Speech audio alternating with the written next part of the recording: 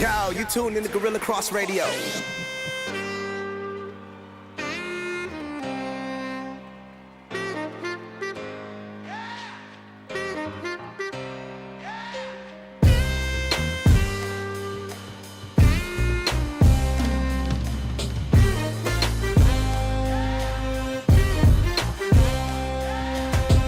Yo, what's up? Welcome to UnNamed Sports Show right here on Guerilla Cross Radio, live on GuerillaCross.com, SpeakLifeRadio.com, and we are live on Facebook and the Guerilla Cross app. If you don't have the app, download that right now on iTunes and Google Play. It is free. You can't really pass up free stuff, so make sure you get that. And we are here live every Tuesday and Thursday, so we're here for another episode. I'm your host, Quan59. Got my man Just in Time, Josh, in the building. In the good seat today. That's a hater seat, man. I don't know what's going to come out of you. You're not really in that seat much.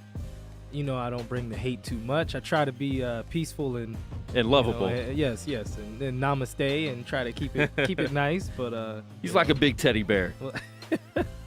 We have Hollywood Huff. He disappeared, so he's actually not here yet. Huff. But hopefully he'll be around soon. But he's going to be in the building. And my man, Death Star Dave, is live, in effect. What's good? If Josh brought the hate, then why would I even come in? Exactly. We need Dave for that. And by the way, Paul George was snubbed. That was robbery.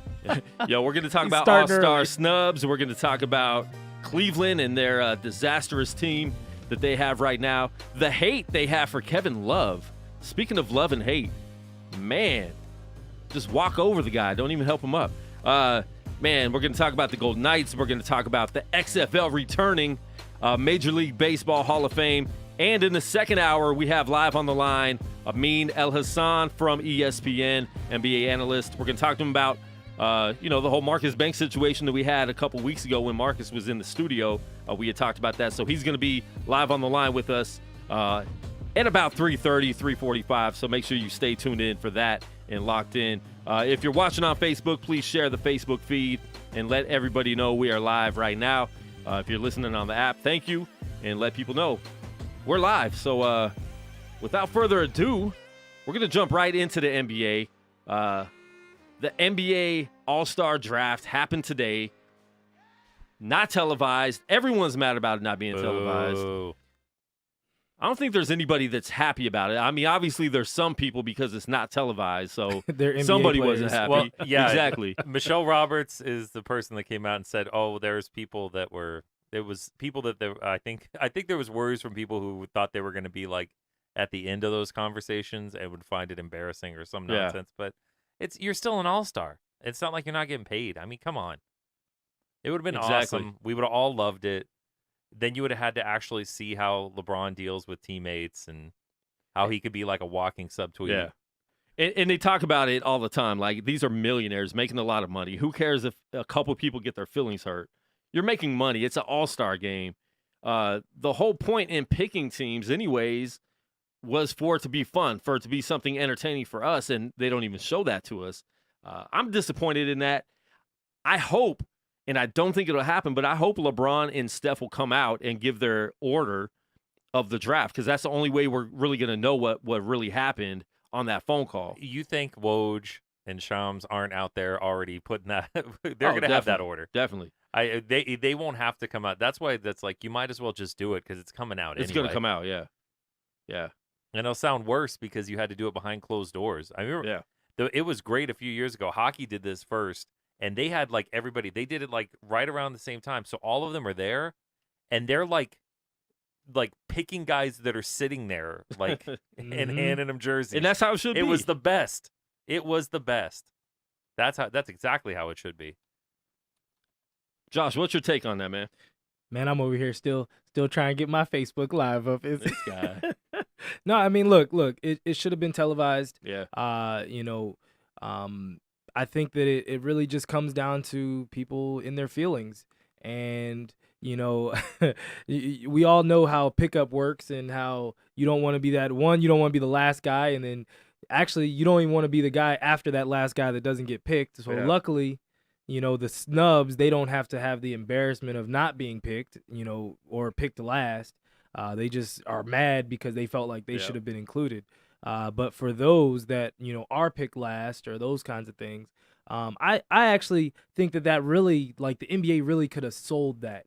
Like, that could have been something that was a sellable thing. Like, you could play up, Make money on it. all week. Like, oh, Kevin Love didn't get picked till the last pick. I personally don't think he got picked last, but, if he did, Kevin Love could be out there actually playing a little defense. And Kevin Love even put out a tweet yesterday saying, I can't wait to play with Klay Thompson. Well, that's what he's hoping for because they grew up in the same area. Yeah.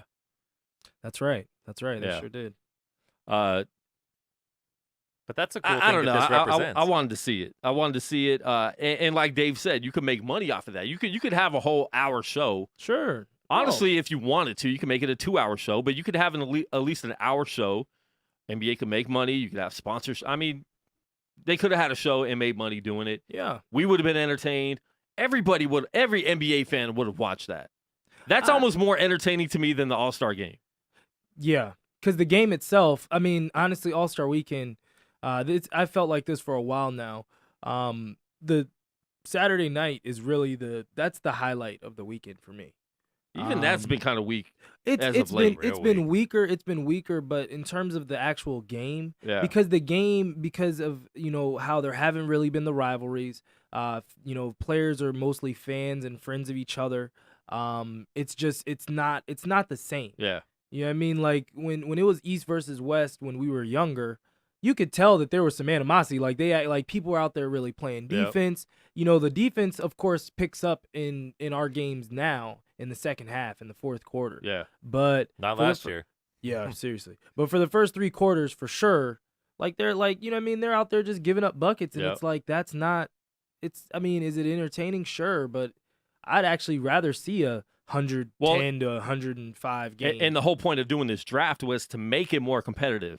And I think the best way to make it competitive would have been to get some people angry a little bit. Sure. For being the last pick. Sure. So you have the last pick going out there and being like, guess what? When I come in, I'm going to go off.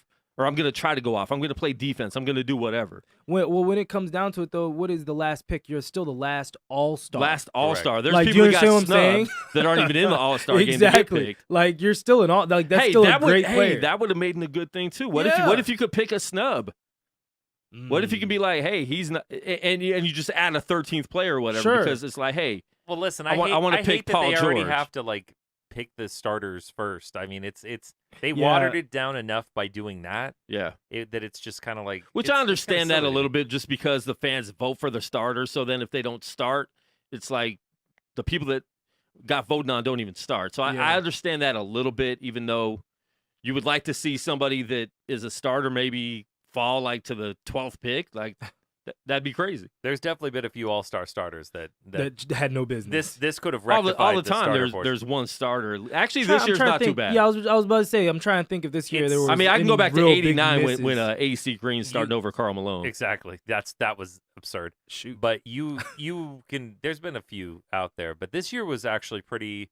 You can make I would have had Oladipo over DeMar DeRozan personally. Yeah. Ooh. Really? And I would want Russ up there, but it's not like Steph Curry or James Harden doesn't have a case there. That's tough. So that position, I would have only put Russ so just because Steph missed a lot of games. Now this summer when that trade happened, when Paul George got traded for Oladipo, and everybody's saying that trade is horrible. Indiana got ripped off. That Indiana's the dumbest team in the world. Indiana got an all-star. Who would have thought that in February Oladipo would be in the All-Star game and Paul George wouldn't? Well, nobody could even imagine that. First, Paul George should be in the All-Star game along with Oladipo. He definitely should. But second, I don't think any of us realized, myself included, I mean, as a Thunder fan, I watched plenty of them, and no one saw this come from Oladipo, but we also didn't see the work he put in. Yeah. I mean, he said it from his own mouth. He started seeing how Russ worked, and he changed his body in the offseason. If you look at him, he's in by far the best shape of his life. Yeah. He is getting after it every day. I mean, and he's playing both ends of the floor like the expectation was for him coming out of college. That's the other reason why I want him to be a starter, because it's not like DeMar DeRozan or Kyrie Irving are exactly defensive stoppers out there. Kyrie's getting better though. He's getting better. He's doing a good job of kind of setting the tone for his team. But I'll say one thing. Victor is going out there setting the tone on both ends of the floor. On both ends of the floor. I'll say this about Kyrie though. Just watching some of their games recently, he's like really becoming a leader. Yeah, if you really the last few years in Cleveland, he didn't have to be the leader. Like he was a leader on the team, but it was more or less I'm your best player. I'm the second best player on the team, so I'm a leader just by default. Like I'm starting to see him actually grow up on Boston, and that's exciting to see. Yeah. Yep. Name your top 2 snubs that didn't make it to the All-Star team. Obviously, Paul George is probably number 1.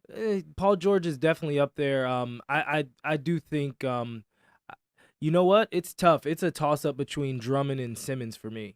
Okay. I think probably the biggest case against Simmons is only because of his youth.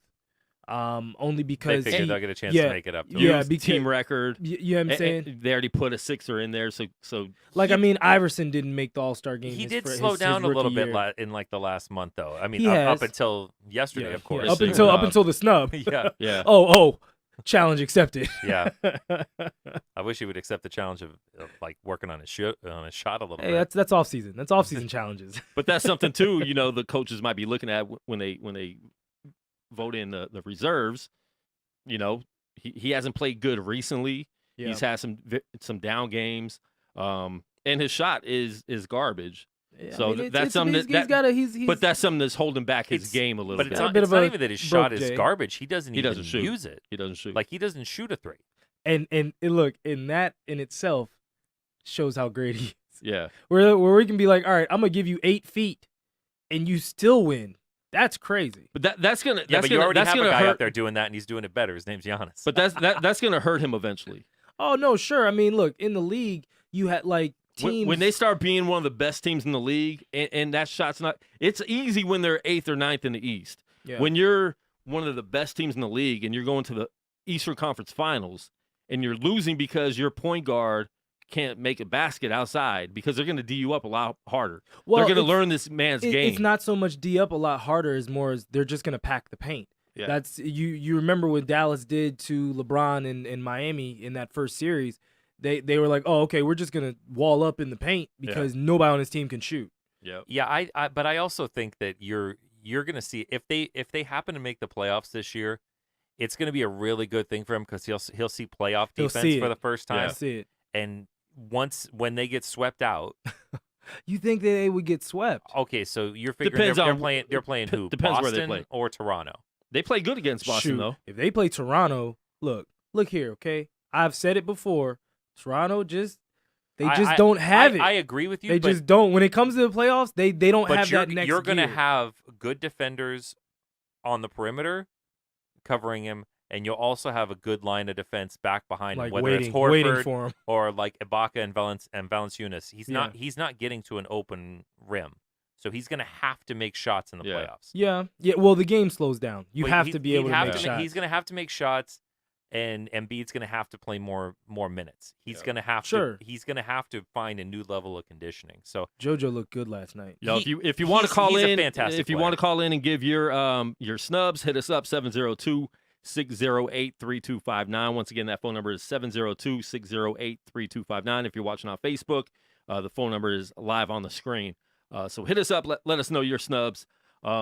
Chris Paul's another one. He missed a lot of time, but I feel like Chris Paul could have easily been in there. There's so many guards in the West that's hard. But at the same time, a few more games than Steph though. He doesn't get in. Well, and Steph got voted in. He doesn't. But listen, Houston has been not as great without Chris Paul in the lineup. Sure. And so with him being there, he's putting up all-star numbers, definitely.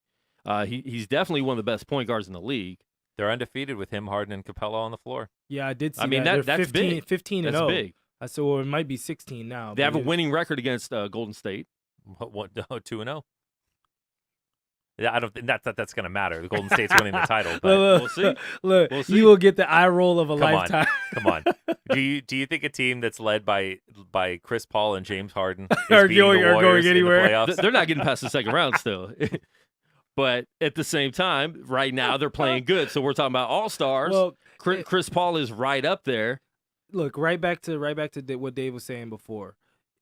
when you have Russ Westbrook, who just won the MVP, just averaged a triple-double. How close is he to averaging a triple-double? He ain't far right now. See? Trust me. Okay, so he's trying to go back-to-back, something that not even Big O did. So you still have him. Still have Steph, who... Well, and Russell Westbrook's problem is his season was so great last year. This year, people think he's not playing as good. Yeah, and it's like he's still close. So he's still very close, okay. You have Steph Curry, who is, probably one of the most marketable players in the world outside of LeBron. And also great. Yeah, and also still Steph Curry. It's not like an honorary and spot. And then Dame Lillard. Dame Lillard's out here breaking his back to keep Portland afloat. He's taking meetings with the owner. Afloat. Afloat. Where Chris Paul is taking Houston and keeping them on the top of the Western Conference. Dame Lillard's by himself. Chris Paul. You could ask McCollum. James Harden. James Harden is the leader of that team, though. Sure, unquestioned. He is. Which is saying a lot. Which is saying a lot. Yeah, but I think it's this year. It's almost. I mean, with the exception of Paul George, of course, it's almost not snubs. It's tough cuts because I don't see I think personally, I was saying it before we got on the air. I think Draymond was the least deserving this year. Not that he's not deserving, but it's just. I mean, look at the West. I mean, you still had Paul George. You still had. You still have guys like Lou Williams. Yeah. No, that Lou one's Williams a quiet in a lot snub. of other years is an all-star, but this year it's just like his numbers are great. Yeah, and he plays well against the best teams. Like he will does. torch anybody you put on him. Who did he give? He gave 50 to the Warriors, didn't he? Who did he give 50 to? It was to a good team. Like it wasn't like it was. 50 that was the Rockets. It was the Rockets? I believe so. Okay. I knew it was either the Rockets or the Warriors. Thanks. Yeah, go ahead, get on that for me, Quan. I know. Yeah, that was the game with the hallway fight. Lou Williams. Oh, okay. Lou Williams put it on him that game. Okay. All right. Fair enough. It helps to not have Austin Rivers holding you back out there. Dang. I'm serious. The Austin Rivers hate. Well, But I don't think there was a lot of. I mean, it sucks for a lot of these guys because I mean, Andre Drummond is having an all-star season. Yeah. I mean that was the in the you remember I was saying the East. I didn't think this was an all-star year for John Wall. Yeah. I didn't see it. It definitely was for Brad Beal. No, Brad Beal definitely is deserving. I mean, we've said it before. He was. I felt like he was deserving last year. But John, I mean, I've said it really all season. He's been off all season. Like he's the not engaged in the same way. numbers aren't the same. But I feel like a lot of it though is they just have not been running the same sets. Like every time you watch them, if you've watched them in years past, you know what I mean, they run a lot more screen roll action, a lot more things are initiated off of certain looks. But can't that be John Wall's fault though too? It could be, but I mean, there's you also can blame it. You can blame it on the coach, but at the same time, the point guard needs to take initiative. There's know a what coach he's who's doing never on really the been court. able to run a system, never really made adjustments. We have that in common there with that same coach actually. But there's things with John Wall that he's just not. He doesn't look engaged a lot in games, and that's something you haven't really seen from him in the past. My issue is they take 3.5 quarters off. Yeah, like we'll be down 15 with 5 minutes left. Yeah, and come back, and I'm like, oh snap, the game's 3 points. Yeah, and it's like, why the heck weren't we playing like that for 48 minutes? When they play hard for 48 minutes, we're a very tough out. I don't care who we're playing, but they just haven't looked like that all year, all year. And it's like, but look, you're splitting hairs. We're still the 5th seed, which is crazy. When I saw that the other day, I was like, as horrible as we've played, we're literally like, I think we're 7 games out of first. Yeah, Oklahoma City's in the same boat. That's crazy. Played terrible a good portion of the season. Still a 5. Still afloat. Still nobody will want to play you. When it comes down to it, nobody wants to play you. Well, especially the way Oklahoma City's been playing right against now. the best teams. Yeah. And they're starting to figure it out. You know, Paul George is looking comfortable. Yeah. Russ is the unquestioned leader. Melo's starting to take a little bit more of a back seat. And listen, we have to understand it takes time when you build a new team. It takes time. We saw Miami. It took a whole year before they even. Yeah, it took till April. Really, it did. And even they went to the finals. They lost the finals their first year, and that was like by far the most dominant team. There wasn't really any other team that can compete with them that year. And Dallas ended up winning the championship. So it takes time, and that's why the first half of the season You can't judge a new team. You can't judge OKC, even though they were playing horrible. They have two new brand new pieces, former All-Stars on the team. So that was going to take a while. They're playing a lot better right now. I think they'll overtake, and end up being a 4 seed, when it's all said and done. They're actually only 2 games behind San Antonio in the loss column for number 3. So they could possibly even do that because Kawhi's not coming back anytime soon, if at all this season. I hope he comes back. I hope he does. But the way it's looking right now, we don't know when he's going to come back. So, in all honesty, OKC could end up being the 3rd seed where they were pretty much placed anyways at the beginning of the season. Yeah. Before it started. Yeah. No, that's right. Well, that would be a fantastic thing for me because that puts you as far away from the Warriors as possible. Yeah. Yeah. That's a long wait to get to the Warriors. And honestly, I with the way they've played against them, they have some problems with Minnesota. So if they can get away from Minnesota too, I'm not because they've been in like that 4-5 Minnesota matchup so far, and it's like Minnesota's I'm always happy to see them play San Antonio because they always seem to have San Antonio's number. Wouldn't be happy to see the Warriors. Very happy to see the Rockets. Yes. I don't like Minnesota in the playoffs so against anybody. Hey, look here, Tibbs not bad. I just feel like they're too young. If Jimmy Butler can get healthy and if Cat plays the way he's playing right now, sure, because Cat's playing defense now too. Yeah. Granted, it's for a couple weeks. Jamal Crawford. They've got a good team. But I mean, just in terms of veteran leadership. You know what I mean? Like the vets. Once you get to the playoffs, if you have a couple, well, Taj Gibson's playing amazing defense this year. Yeah, I mean, like they've got a couple vets. It's not all on Wiggins. I mean, it is when it comes down to it, it's gonna all be on Wiggins. It's all gonna be on Cat. A lot, Jimmy some's Butler. gonna fall on Jimmy as well. Jimmy Butler is an all-star. I mean, he's definitely above Wiggins. Yeah, which is as far as the pecking order, which on that truthfully team. is terrible to me. No. I mean, just in terms of development. Yeah, in terms of his development. Wiggins doesn't have that killer instinct that guys like Jimmy Butler do. That's crazy. Clear. And Wiggins is still young. He's this is his 4th year? 3rd or 4th? This is 4th year. 4th year now. This might be 4. Yeah, because he got traded before. This is the 4th year. Yes.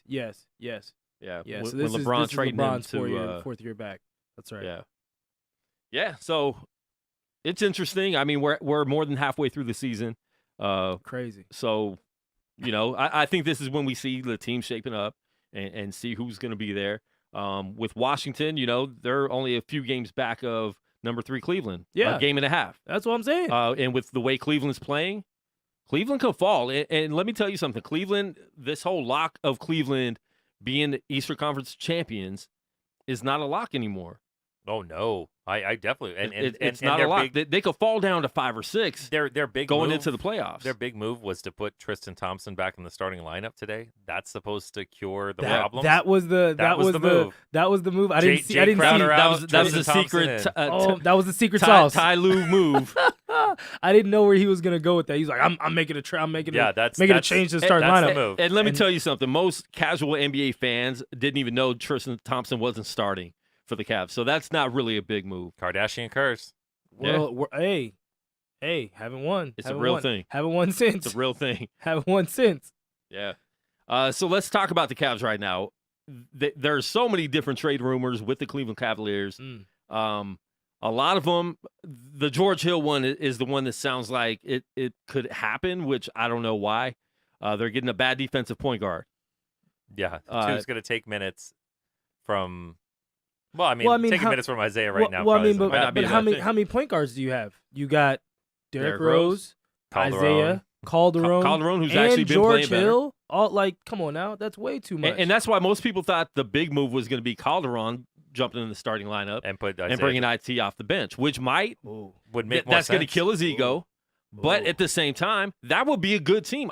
IT coming off the bench to be able to just control the game. He's a hired gun on your second unit. Well, not only that, but I think that, not that he's a stopper, but I think Calderon would certainly help you a lot more on defense than he's feistier. He's feistier for sure. And he doesn't need to score, but he could hit the 3. Yep, he can stretch the. Plus, Calderon is dirty. Calderon's got like that dirty type game where he gets people upset at him. He's not stopping anybody, but he might get you thrown out. He's definitely got the Euro game for sure. 100%. For sure. Yeah.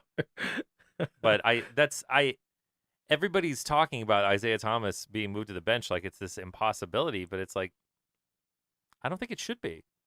The way they're looking right now, That's tough. Yeah. I said from the start, you guys know, I thought he's a bad fit there. Yeah. I can't imagine how he fits in well. You have a team where LeBron needs to have the ball in his hands. Isaiah, every team needs to have the ball in his we hands. We all love Isaiah. The way he played last year was phenomenal, but it's not like, some of these, and for him just showing up, not playing well, granted, he's the one taking shots at Kevin Love, who has a ring. That's the and one. Has been to 3 finals. He's been the one doing most of the talking. He was one of the number one guys taking a shot. The whole team does though. Yeah, and that's a problem too, because we talked about it on Tuesday. He can't talk for any. He can't say anything. Well, and that's the thing. He hasn't been through any wars with it. But if you look at it, he's had a problem. He's had problems in Phoenix. Yeah. He's had problems in Sacramento. There's a reason a player like him has traveled around the NBA. Oh, for sure. No, look, that when people bounce, you know what? There's a little bit of truth to what you just said, but then there's also a lot of circumstance too. Right. Of course. But Isaiah has kind of been more on the situation of contract and now, because I think early in his career, he didn't have a home, and then he was that guy that was like, he can get you this. Yeah. But listen, he's last not year contracted. Last year he had an MVP type season. Sure. He didn't win he the did. MVP because of Russ, but fair. Well, MVP and James Harden. MVP contenders year after year. James Harden's not getting traded now. No. Not this James Harden. No. LeBron James isn't getting traded unless they demand a trade. Kyrie Irving wasn't getting traded until he demanded a trade. Something, yeah. Isaiah Thomas had all-star or MVP type season, one or two, but is he a MVP all-around type player for a career? No. And that's the difference between him and other MVP candidates and year after year. That's why I was shocked that they were willing to. I heard all the reports about Kyrie saying he was going to get surgery if he didn't get traded. All kinds of craziness. Yeah, but. On my knee. I think that let me just cut myself open because if you don't trade, Isaiah was more I think that trade was purely because they didn't have a GM there. If David Griffin was there, thank you. Kyrie Irving does not get traded. I knew Dagon Dave would know the name. We couldn't remember. We couldn't remember Griffin's last name. But I don't believe for any second of time, because Griffin would have seen one. Yep. You have a 5'8", 5'9" guy coming off the season of his life with bad hips. On a contract situation. Yeah. And it's eventually down the road he's got to get paid. You have Jay Crowder, who wasn't playing well last year. Really isn't playing well this year. Yeah. And then he had a couple good defensive stops against LeBron. They thought he was a defensive stopper. The big thing getting dangled was this Doc Rivers GM style here.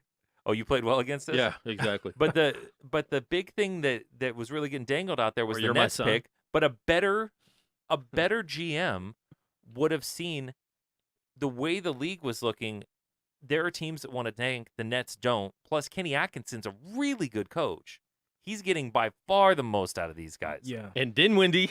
I was about to say Spencer. Game-winning shots. Spencer is playing all day well. and night. He's playing well. Russell's back. Dinwiddie actually had a game-winning shot against OKC, but then Russell came back and actually had the real game-winning shot. But correct, he did. Hey, give that dude props. I didn't know who he was before the season. They were almost 0-2 against the Nets this year. They lost that first one in Mexico City. Yep. But I feel like a better GM would have been like, this might not be the year to have that Nets pick. Yeah. They're not. I don't think they're going to be bad enough, especially as it really starts cooking down the stretch. No, sure. You're going to see. I think we're a couple weeks away from some really mysterious injuries out there. Some guys like Devin Booker are going to be, out with a mysterious hamstring injury. Devin Booker, who thought he should be an All-Star, he thought he was one of the snubs. It's like, come on, Devin, you put up some points, but no one else does. It's good for him to think that. You should think that way. How long? Devin, I'm not in love with that guy's ego. That's Devin's third. This is Devin's third year. I believe so. Yeah. Yeah. Oh, okay. Then I was trying to get him in the Rising Star game. But Brooklyn right now is there's 2, 3, 4, 5, 6, 7, 8 teams worse than Brooklyn right now. So that pick would be 9th at the highest.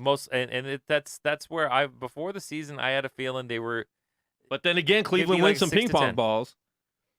They've won twice. They win all the time. You know, so trust me. Let me tell you this right now. If LeBron bounces, well, see, but that's no, the not thing. anymore. That's the thing. We don't know if he's gonna bounce or not.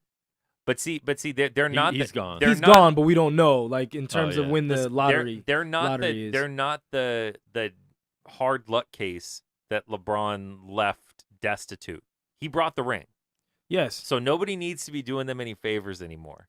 Yes, that's true. So the NBA already did that for them. Their biggest problem 3 times now. Their biggest problem is if LeBron leaves this time, they're saddled destroyed, to they're saddled to some bad and contracts. Nobody's going to feel bad for them at all. Nobody's going to feel bad about LeBron leaving this time. He came and got them a ring. Yeah. He brought the title to his home. What more can you ask? Against a team that he never should have beat. Yeah. That was a Herculean performance. Well, 100%. That in the and Draymond getting thrown out. Draymond being suspended. But that's Draymond's own fault. So I don't know. So going back to this team right now this year, are there any trades the Cavs can make to not only get into the NBA Finals, but get in the Eastern Conference Finals? Because right now they just don't look like that team. The question becomes like, what are they giving up? Because the thing is, you're talking expiring contracts. Every one of these deals they're talking about, whether it's George Hill, because like the George Hill deal is supposed to be like Shumpert and Channing Frye and stuff like that, and I'm like, even to get off the money, why? You could find someone else to give you more for George Hill. Well, and George Hill is a long contract. He signed a 4-year deal. Yeah. So you're stuck with George Hill for the next 4 years. Yep. So when LeBron leaves, guess what? You got George Hill. You got Isaiah Thomas. Well, you have George Hill at a very, very high level contract too. Because George Hill signed he got like $80 million, I think, or something to that effect. So it's not like you're bringing on good money. You're bringing on, you're letting bad money go to get bad money back. And it's a very smart deal for heck yeah, for Sacramento. I think there's one deal out there. I think you'd have to move Isaiah Thomas to do it. You'd have to move the pick to do it, and probably some more stuff. And you'd have to find a way to eat bad money, which I don't know how Cleveland can do it because of their cap situation. But I think the only possibility is Kemba. But again, too many points. But Kemba is the point. No, Kemba for Isaiah. But I mean, I don't think Michael's doing that. No, Michael. Jordan said he'll only trade for an all-star. For an all-star. Which he'd qualify. Well, that would qualify as an all-star, but you're getting a broken all-star. True, but you're also older. They're desperate to get off that money. Off of Kemba's money. No, not Kemba's money. Kemba's money is low. Yeah, they're desperate to get off of like Nick Batum's money. Oh no, you mean the other people that are going to be involved in that trade? That's the only reason I think that this can't happen for the Cavs is because I don't see how they take on the bad money. Yeah, there's no place for them to. They're already at the point. They're in the repeater portion of the tax. That's right. That's like if you're like a $500,000 contract, they're paying it 4 times over. Well, yeah, we're paying $2 million. Yeah. It's rough. They're the kind of team that's the kind of situation where I feel like a deal could be made. There's a way to structure something, but anybody that wants Kemba has to take terrible money. Well, if they were really going to try and pull the trigger on that deal, they would have to get a 3rd and 4th team involved. Because you wouldn't be able to because they're capped, they wouldn't be able to take on anything else. Yeah, but the problem also becomes then if you're not getting Kemba in the Kemba deal, you don't really have interest in helping them move off the money. Because you're talking Marvin Lewis's money or Nick Batum's money, or Kemba's like the 5th or 6th highest paid guy on his own team. That's right. So Kemba is sad part is Kemba, as good of a player as he is, the enticement is Kemba's being dangled to get off bad money. Yeah, we gotta get rid of our best player so we can get off my back so I can stand up straight. Well, but when you're looking at it, they're not in the playoffs, so you have to start. You have to start making horrible. You got those horrible Sophie's Choice decisions like that. You really have to hurt yourself to help yourself. Yeah. If you want to call in, hit us up 702-608-3259. If you want to chime in on what we're talking about with the NBA right now. Amin Elhassan from ESPN is going to be calling in. in the second hour around 3:30 to 3:45. So stay locked in for that. If you're watching live, please share the live video and let people know we're live on the air right now. Talking about NBA, talking about Hollywood Huff, walking in the building. There he is. What's up, Steve? The fresh, plain tea. Got the fresh plain. That might be the first time you ever had to sit over there, too. You got? It's been a minute. You got treats for us or what? Oh, he got a notebook. He got a notebook. No, we're good. We're good. God bless it. Shout out to Steve. But yeah, I'm not sure if there's a fix for the Cavs this year. I really don't. Especially with everybody knowing LeBron is probably gone. I just don't think it's smart for the Cavs to try to, unless you could hit a home run, which I don't know if there's a home run out there. You're not getting Paul George. You're not getting. Well, but why would you? I wouldn't go get him. Well, for the simple fact of, like, let's pray that we can make this one last run. Well, no, that's what I'm saying. That's what I'm saying. Give up more. Unless you can do something like that, where it would put you over the top to be able to compete with the Warriors. If I was Cleveland, I wouldn't make any moves to appease LeBron right now because LeBron is not going to be there. That's right. He's not going to be there. So why make all these moves that are going to hurt your franchise for the future? And even if he stays, he's giving no assurances. The problem is LeBron is at the point of flexing his muscles, but this is where flexing his muscles is starting to hurt him. Yeah. As far as winning capabilities, because the team needs to know what they can do. Sure. And the same thing in the offseason. One, having the GM gone, feels like he could have saved that from happening. No. They let Griffin go because he was more of a LeBron guy. Of course. But then at the same time, and Griffin wanted to get paid, and he didn't want to. They didn't want to pay him. But LeBron could still have weighed in the topic, not after the fact, but before the fact. Yeah. It's not like you're getting these situations where somebody of his stature doesn't know. They know. But you also have the problems of you could have had Kyrie be part of something for one of these good players, or maybe you move Kevin Love at that point. But now I can't figure out how to make this team a team that has any shot against. Yeah, and listen, I think the Warriors. best thing to do is keep the team you have, like we Stay said pat. with the OKC Thunder. It took them time. Like people are saying trade Isaiah. It might not work, but guess what? He's been around for 3 weeks. You know, like you have to at least give this a chance. You made that trade. You let Kyrie go for IT. You got to give it a chance. You have to play it out. Yeah. So keep this team. Guess what? Like, you don't have to like each other off the court, like each other on the court. You know, play together. Learn how to play. LeBron, quit pouting on the bench when the coach is talking. He's done that forever. Well, and it's not going to change. But at the same time, that's the only way it's going to work. Ty Lue's there because of him.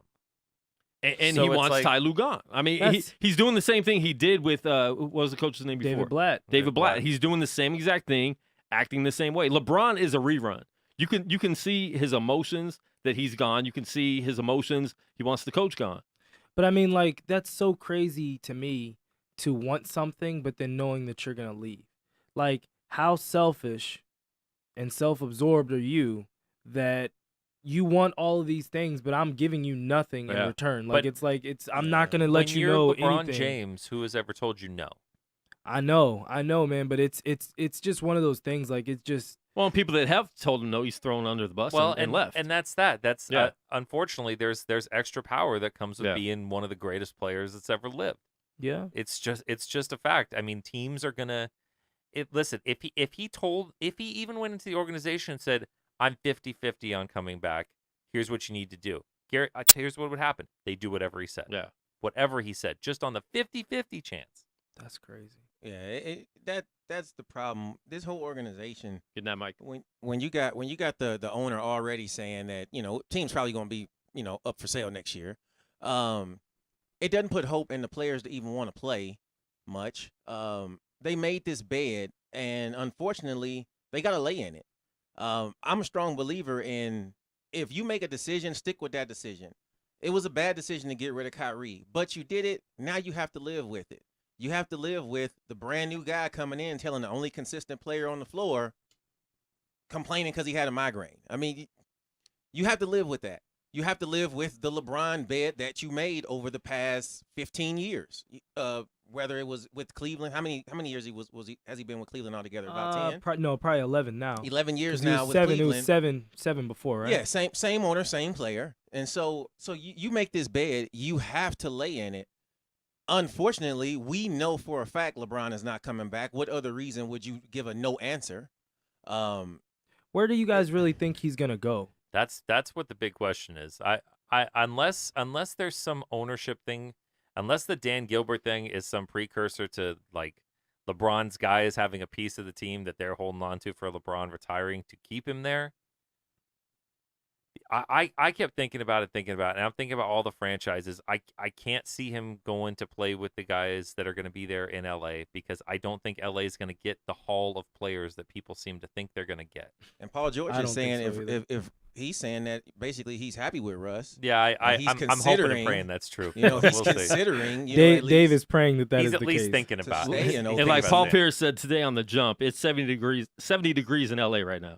Yeah. Yeah. So come on, Yeah, well, Oh, right. it's only January. It's only January. I mean, there's a few places LeBron can end up. There's a few places. Pull that mic, Steve. There's a few places that he can end up. There's a few places he can land where, if he for instance, if he goes to Houston, they have a legit shot, I think, at beating the Warriors. Going to LA, that's a rebuild because they still have to bring in 2 or 3 more pieces where and they'd have to he bring in a wouldn't be different coach 'cause competitive he right won't play away. for Luke. right. You don't think know? you would play for Luke? I don't think he plays for Luke. I don't think And see, Luke's a and- real and- coach. I mean, Dang. Yeah. I've been on board for Luke. I'm going to stick Luke's with doing it. good. Now Luke man. is doing good. Yeah.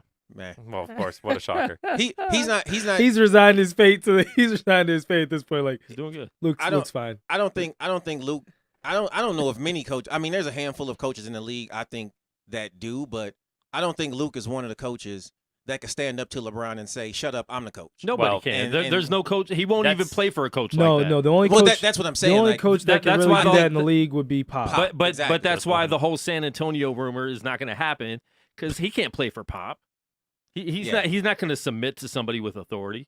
yeah, 'Cause Pop's not that's- scared of the LeBron mystique. For Not Pop, at all. Pop ain't scared of For nobody. Pop, but see, the crazy thing is for Pop, I think I'm he the would. captain now. But I just don't think I when you look at it for LeBron, as much as everybody wants him and how great he is, you have to be willing to basically say goodbye to your coach. Yeah. Have your organization have no power. So you have to sign up for some craziness. You can't have buyer's remorse when it comes to LeBron. and also you have to have other star players who are willing to just fall into his orbit. yeah. So as much as people are thinking about this, talking about all this with Houston, I mean, maybe the fact that he can deal with Chris Paul is showing you a lot for James Harden. But I mean, to have to sit there with Chris Paul and LeBron together, I don't know if one of the Three best guys players need in the the ball. world wants to deal with that. What was that? That's 3 guys who need the ball all the time. Yeah. yeah, Well, then you can't do what they're doing that's working so well for them right now, which is having a lot of times where there's never a time where they're off the floor. Yeah. You're gonna actually have to share the ball if LeBron goes there. Yeah.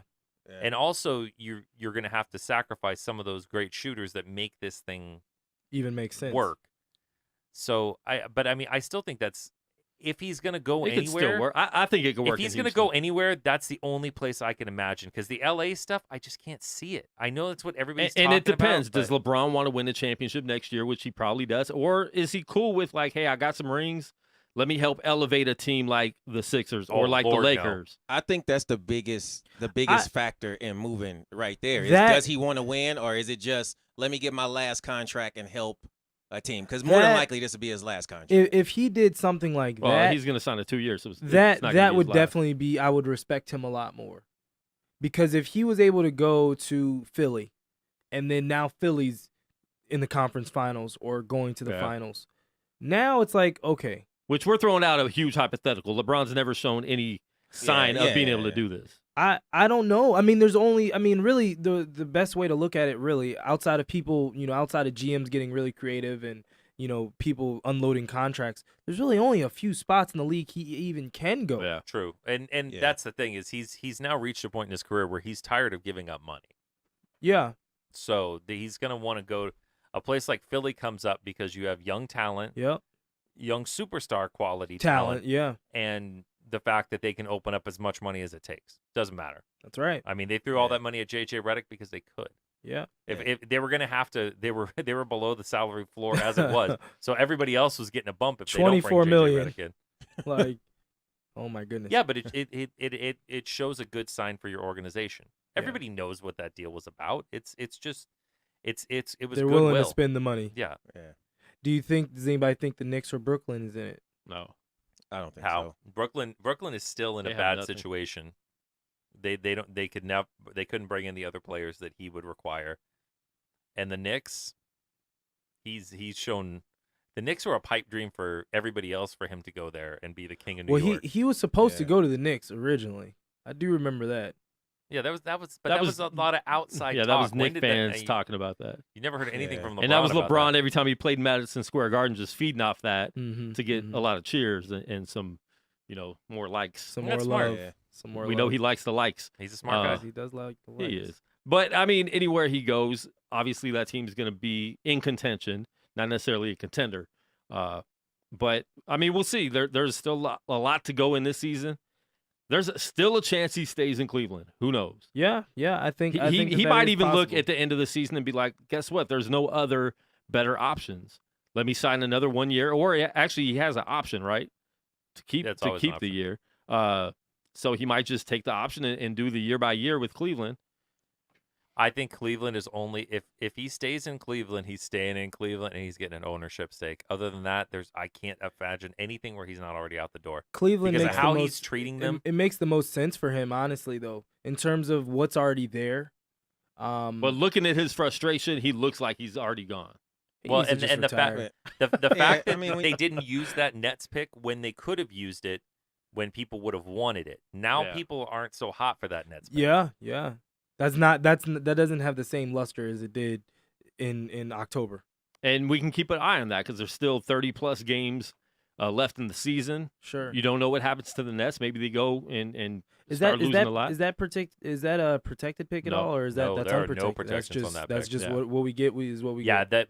that was the Ainge dumbest trade killed them. ever. That was the dumbest trade ever. My Kenny goodness. Atkinson better be getting Coach of the Year votes for what he's doing there because That cupboard had is no bare. picks. Yeah. They've got no picks. no. Like they had to go to get Well, plus Spencer D'Angelo- Dinwiddie. D'Angelo Russell's Yeah. been hurt all year pretty much. Yeah, and he was playing well. Yeah. He looked pretty good beginning of the season. Yep.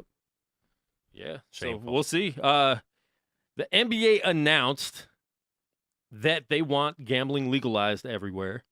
And they want, you could gamble on your phone. You can make bets anywhere. And the NBA wants 1% of all the money that's put onto NBA gambling. Wow. That's amazing. But you know Now, what? It's Wow. great. It could be a great thing for the league, and that that's falls a, into that bas- 1%'s a lot of money, by That's the way. no, it is. That's It basketball sounds so related. small, but it's like That's basketball related yeah. income too, right? yeah. So that's money for the players too. Yes, it is. Yes, So, it is. That 1% is probably, I'm not even exaggerating, in the billions. Oh, I wouldn't, sure. I wouldn't be I think shocked. that would be excessive. You're talking. I think you're I talking. think you're very The close. 1%'s just for not NBA. billions, but yeah. Say again, Dave. You're talking just the NBA now, but what I've been reading on with everything and what a lot of people are talking about is what the NBA really wants is they want it to be app based Yep. and they want in game. Oh my goodness. They want in game bets. So Those they refs can- are going to that's be when having you a ball at halftime. It's already Well- hard enough keeping the refs away from, Well, from yeah. the but books. here's the thing: part of that money will That's have true. to go into keeping everything clean. They will have to build a whole department to stop things like that from happening. Well, remember the biggest gonna thing be that the hard. refs, the NBA refs, even more so than NFL, they were watched like, they are watched like nobody's business. So that was always kind of David's biggest fear was letting the gambling get in. Yeah. And that was kind of why fantasy basketball was so far behind football and baseball, was because David did not want any kind Yeah. of gambling associated with his game.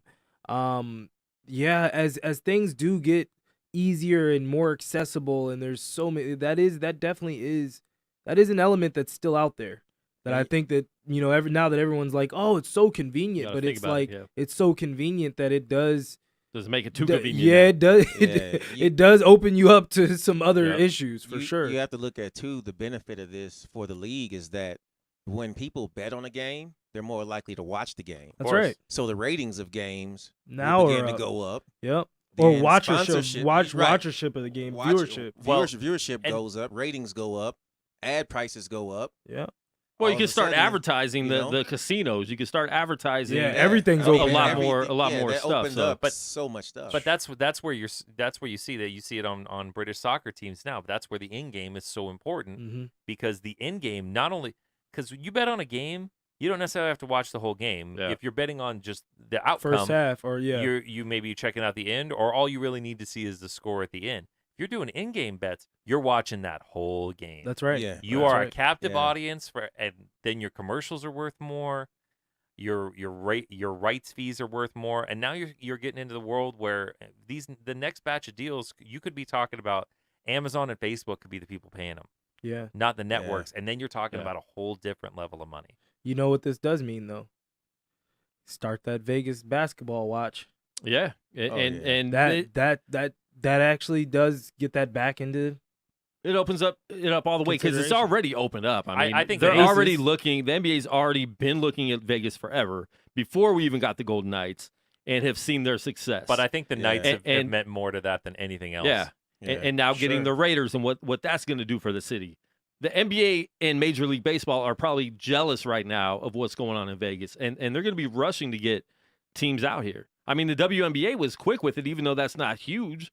But It's still another professional It's a league. step. Yeah. They realized it's huge for them, especially Yeah. as No, a that's what I'm team. saying. Yeah, You know because what I mean? this is a good market for a WNBA team. Exactly. I'm willing to say in the next less than 10 years, oh, definitely, we'll less have than all 10. the sports. You know, I mean, maybe 7. Sadly, think- Well- Joshua will not be here anymore. Get me out of here. Start can't- the Miami watch. Why? Yeah. Oh. Where you going? Quan, I gotta get out of here, dude. I need to have at least a period of my life where I'm by the beach. Oh, okay. At least a It's period. called vacation. Yeah, No, we're no. going to summer. I want We're going to to fall out of bed and be like, "There's the beach right Come on, there, bro. babe." You got 30 years to go retire in Florida. You Bye, and me are baby. not I- alike. I ain't in that. trying to retire there. Buy a Trying to vacation home. enjoy it while I can still while I can be there and be Listen, coherent in it. 60-somethings aren't dead. They still get Hey, to man. enjoy life for All right. 20 or 30 years. Hey, man, when Here, you man. when you it ain't the 65, same if I got saggy skin on the beach, baby. It's Hey, just man. not hot. Look, Hey, man, stop eating at McDonald's. look on Google and look up like pictures of couples on the beach, and I guarantee you, there's a handful of 65-year-olds with 25-year-olds. It's more than a You handful. be all right, Especially in Josh. You be Miami. all right. Look here, man. I'm trying to keep it. I'm trying to get out there while my Plus, knees I don't is know still about all good. those hurricanes, man. No, it's look. Honestly, some of my friends. I have about 3 friends that are from my area that relocated down there, and the hurricanes He aren't. had 4, but one of them got swept away. Yeah, I hate one- you one so of them is much. I hate you so much. The hurricanes aren't that bad. They're not that bad. And if you live in a condo, they actually have hurricane level.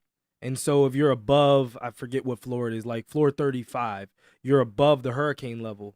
And so like you're not even affected by the storm at all. The storm just rolls right in Yeah. town, and you don't even get hit by it.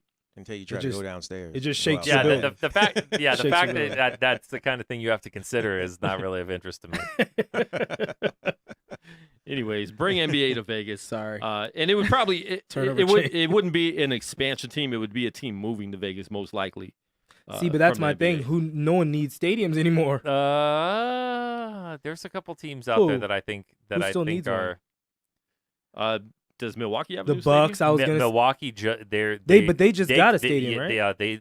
It hasn't opened yet, but they con their Yeah, taxpayers. They for got that one. Okay. because that was the A number. That was the next Seattle Sonics right Yeah, there. yeah. They were. They were gonna be the I'd Mil- have my they were gonna Giannis be the- Sonics jersey ready to go. Giannis I was Sonics. ready to go. The Seattle Bucks. I'd have a Jabari as Well, a and, so- backup. and sometimes that new stadium doesn't mean anything if you're not making money in that new stadium. So if they're losing money 5 years in a row, like take for instance, that's 30 years. You gotta wait. You gotta wait well, 20. you could break leases. Well, True. But you could look at a team like the Memphis Grizzlies who loses money every year. Grizzlies, Pelicans, those teams do not make money, Yeah. and they're Which not is- well run. Which is crazy. Yeah. So that I think the Grizzlies, especially since their owner's been trying to sell off his pieces and things, I think the Grizzlies are your number 1 target. But the league will stop taking care of the Pelicans at some point because it's not working. It's just not. And what's going to be worse is what's going to be worse is exactly. That's exactly it. That was the reason why they got what's the going to team. be worse is and then you got the family drama behind the scenes with all the Bensons yeah, fighting over it. Benson's, yeah. Word is like even the football people get a say on basketball decisions. Yeah, yes they do. Which is not a good thing. Crazy. Yes they do. And then you're looking at it and it's like, so That's if so Boogie, crazy. say Boogie doesn't re-sign there. If Boogie doesn't re-sign there, Anthony Davis, you might as well already start the trade watch because he will be leaving. So you might as well trade him when you can get the absolute maximum value. Yeah. Because if you see it, they got not a lot of good players, but a lot of guys with Kentucky ties. Yeah. They're doing everything they can to make those guys as comfortable as possible. Yeah. So I think you start seeing those guys gone, they might as well move them. They're not getting people there now. Suns, the Send 'em Suns here. maybe. No, But they've redone they're kind of they've redone their. Well, they're kind of arena. the only thing in Phoenix. I mean, you got the Cardinals, but No, they they're- got baseball and they got hockey. They got all four. oh, yeah, they do everything. got all four. They got the Phoenix Coyotes. The Suns low key Well, have sports is the only thing going on. Suns in low Phoenix. key have a Yeah. fan base though. The Suns No, they fan base do. is That's what I'm not- saying. No, they even do. through all they've put them through recently They with how do. terrible and Sarver not wanting to pay anybody, they maintain a fan base. Yeah, no, they do. They do. I'm just in terms of arenas, who have the older arenas. Like the Wizards actually have an older arena now. Like, Yeah. that's And 20-year-old that's- arena now, that's- which is crazy. That's to your think. tough part Yeah. is that 20 years, we need a new one. I think Milwaukee was the one, and well, who knows? In a few years, if Russ leaves, the Oklahoma City, you could put them on the Well, market. but Oklahoma City's not going anywhere. I mean, Russ isn't going anywhere. He's not. But I'm Yeah. saying after You got Russ, 5 years. You got yeah. 5. After Russ, we'll see. We'll have a different conversation. We'll see how. But Because then that who- all broke real well for them. And who knows, with all these money deals they have, maybe they do another expansion team, which I wouldn't like to see because there's already too many teams in the NBA. But at the same time, It's a lot of players right now, though. when you look at what they did, what the Vegas Golden Knights have done as an expansion team, even though it's a totally different sport, NBA expansion is usually pretty bad for the first 4 years. Yeah. It's not the same as hockey, but feeding off that and seeing if they could replicate something like that and maybe change the way you have an expansion draft in the NBA to make it a little more appealing. But yeah, you might be able to build a good team. the Knights really benefited from some changes in the whole expansion strategy and some more people being available. Well, that's what I'm and saying. The things NBA might take on that same. Plus, they were really smart making trades and doing all Yeah. this and that, Yeah. and really working with a lot of teams. They did it a very smart way. I think I'm not sure that anybody's gonna see something like this again because I don't think Yeah. I think we're all shocked to see it now. Yep. Kawhi Leonard, Jalen Rose. I'm going to play this clip real quick. Said Kawhi Leonard wants out of San Antonio. So we're going to play that clip right now and then give our opinions. Guess where I don't want to live? In a world where Kawhi Leonard is not a member of the San Antonio Spurs. Preach. So when I started to hear rumblings that he was at a discord with the organization based on his quad injury and a possible mixed diagnosis, I freaked out. And you know what that made me think about? Greatness. The San Antonio Spurs have represented just that over the last couple of decades, winning championships. Coach Pop is the best probably of all time. And yet when free agents get a chance to change teams for some strange reason, the all-NBA performers have not ended up in San Antonio to run with Pop and Kawhi. This is why you go to Alabama to play college football. This is why teams have been signing to go play in Duke in college basketball. This is why people go run with the Patriots in football. And Paul Pierce is a bandwagon fan. With that being said, my challenge to NBA stars, if you really are about winning and you really want championships, why not go to San Antonio? So when you're talking about who's next where, LeBron James, maybe. How about go play with Kawhi Leonard in San Antonio? So he didn't really even say it there, but they. I was like, what were we listening for? But the headline said it. But anyways, he didn't really even say it there. But at the same time, he is talking about, players not going to San Antonio as a free agent, market. But at the same time, if Kawhi didn't want to stay there because they can't attract free agents, that doesn't make a lot of sense to me because they know how to build a team. That's right. So it doesn't matter if they're getting free agents or not. They build within the draft. That's right. And a few free agents do sign there. You get those veteran free agents that do want to win, that aren't, like Pau Gasol, who's not a top-tier player anymore, that goes there still helping them out. And then you have the draft. I mean, they drafted Kawhi Leonard. They drafted Tony Parker, Manu Ginobili. DeJounte Murray just took Tony Parker's job. Yeah, exactly. Tony Parker's not a starter anymore. Kyle Anderson. Yeah, I mean, they've had good drafts. And even if these players aren't great, guess what? They fit in their system, and they make them good, like the New England Patriots. You could just fit someone in the system, and they play well in San Antonio. And if you really go back and look at it, they draft seniors, they draft juniors, they draft players from college that have actually been in college and have played. So when they come in, they may not be the most athletic, they may not be the most explosive, but they were overlooked because, he isn't the most explosive, he isn't this. Yeah. But what he is he is a functional basketball player today. We don't have to do all this extra work and all this extra coaching up and all this other stuff and pray that we got this pick right. We know what we're getting because he's already been that for 4 years. And there's something to be said about that. Like, I respect teams that actually do draft seniors because there's a reason that seniors stay for 4 years. They may not have been good enough to get to the league their first or second year, but they still were there for 4 years. They've been through some battles. They're battle tested by the time they get to the NBA, which most players can't say the same. Yeah, Murray was like their one kind of swing, but he was super raw. But that's also them picking super late. So what does it hurt? That's right. I think that what you have in San Antonio is basically a fundamental basketball organization. And I say that because they draft fundamentally. Like you said, they're looking for not necessarily the absolute best player, but really good players who can play this position or run this play, right? Yes. So why do free agents not want to go there? Because they want the ball. They want the money. You can't get your money unless you get the ball. So there's this underlying thing in sports that people don't want to talk about, but a lot of athletes, and even I think LeBron was accused of this by somebody on Facebook, but he was accused of like just padding his stats this year because, he wants his numbers to look as good as possible for whatever he does next year. A lot of players want to do that. They feel like, look, if I'm a scorer, I have to get, 30, 35 a game so that when it's time to sign that contract, I can say, hey, this is what I've done. If you go to San Antonio, you're giving that up. You're submitting now to a coach who is going to run the best play for the team, not just say, take the ball, give the ball to whoever the star player is and let them do it. When you look at all these players that they've had, none of the players are really take over the game type players. So you look at a Tony Parker, you don't really see him just take over a game all of a sudden and put up 20 points, 15 in a row or something like that. Even Tim Duncan, you just don't see that. These guys are really good though at running the play. When there's 5 seconds left, LeBron wants the ball, Jordan wants the ball, Kobe wants the ball. In San Antonio, Pop is calling the play. And whoever I call to play for, that's who's getting the ball. And free agents don't want that. They want to go somewhere where they're wanted.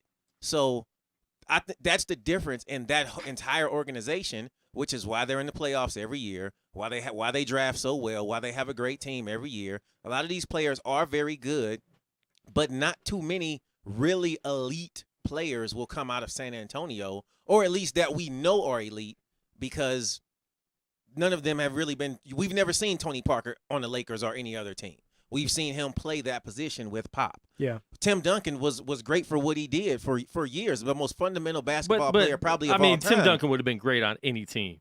True. Because of fundamentals, but would he have to be more of a dominant player in his personality to succeed on another team? Not necessarily. I mean, everybody wanted him when he was coming out of college. Boston really wanted him. Yeah. And Orlando basically had him in free agency. Orlando. They had him. But most of the players sinker. But to my like point, Leonard, most of the players I think are that. But there are some, like I think Kawhi Leonard will shine on any team. Probably Tim Duncan may be a bad example. But here's the thing too, saying that, like, if LeBron went to San Antonio, for instance, and they would run plays for LeBron at the end of the game. So it's not like it'd be much different.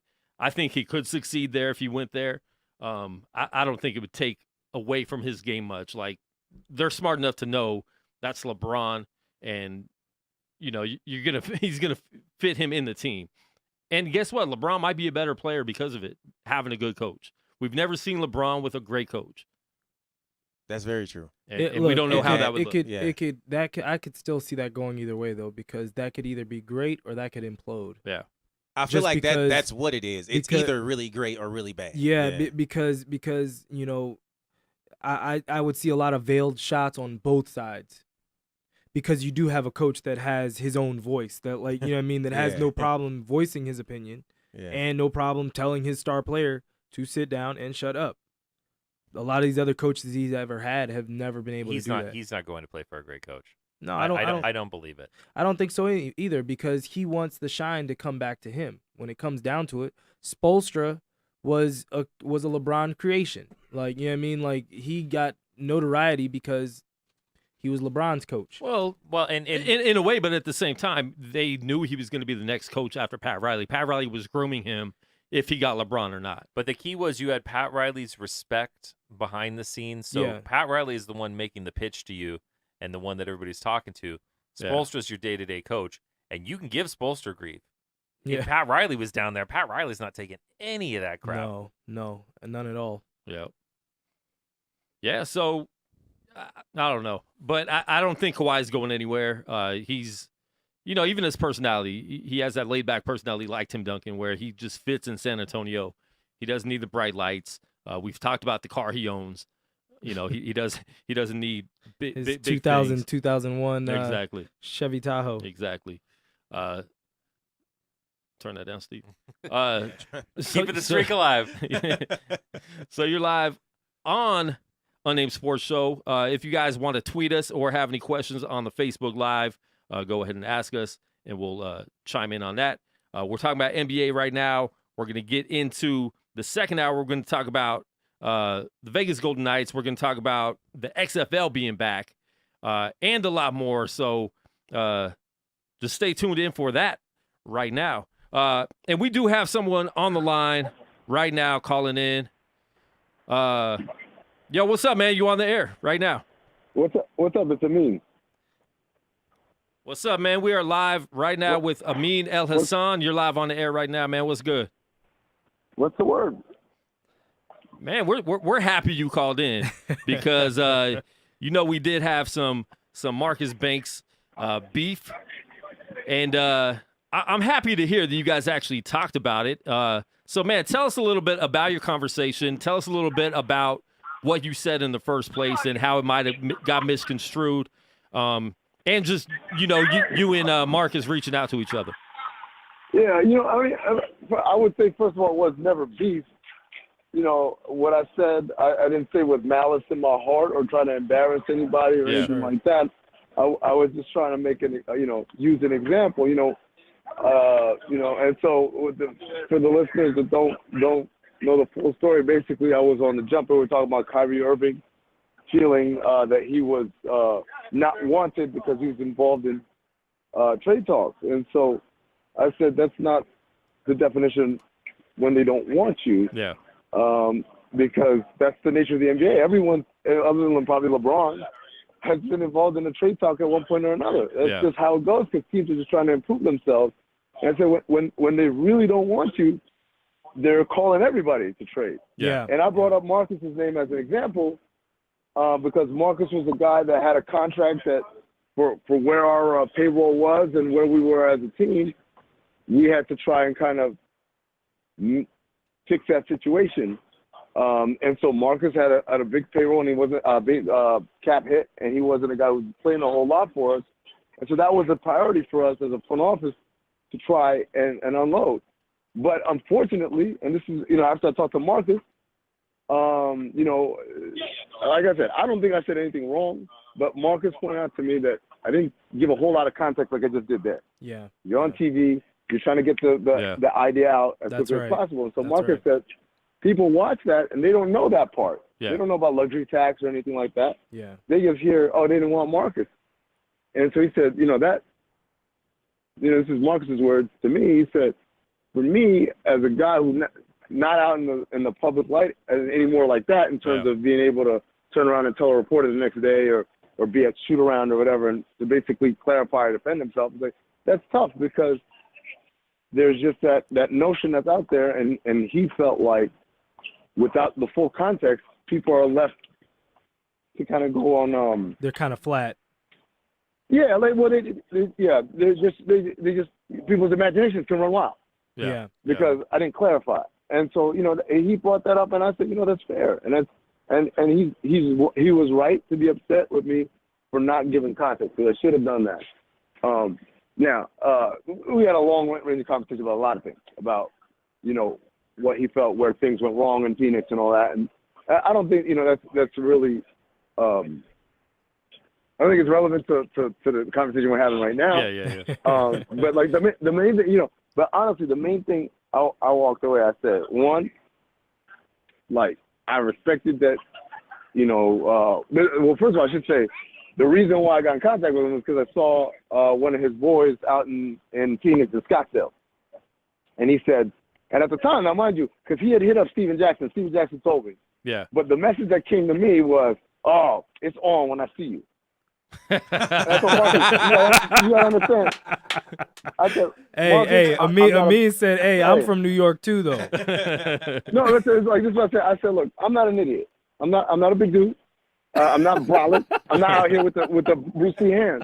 But that's just like for what I do for a living, and it's not just what I do for a living. What I do with my life, man. Ever since I was a kid. Yeah. Definitely. I'm not gonna be intimidated. Yeah. Like, oh, he might whoop my ass, so I better watch my words. That's not the kind of person I am. And I've fought and I've gotten my ass beat and I've won some fights, and it happens. And so I'm not sitting here thinking that Marcus ain't gonna do nothing. Yeah. I'm not sitting here thinking that. If he does try to do something, I got something for him. I'm not doing any of that. But I do know that I can't comport myself worried about what's going to happen. Sure. If what I say, which isn't inaccurate or anything like that, I can't live my life like that, right? And so, like I said, when that message hit me, I was like, that ain't going, like, okay. And I, because, and by the way, it ain't the first time. But when I talked to his friend Peanut, when I saw Peanut out in Scottsdale, he explained he's hurt. His feelings are hurt over this, and he feels like you're kind of painting him in a bad light, and this, that, and the other. And then I listened to you guys, and he started talking about his family, his kids watching it, and then going to school the next day, and then his parents, and I won't lie, man. I felt bad. I felt legit bad.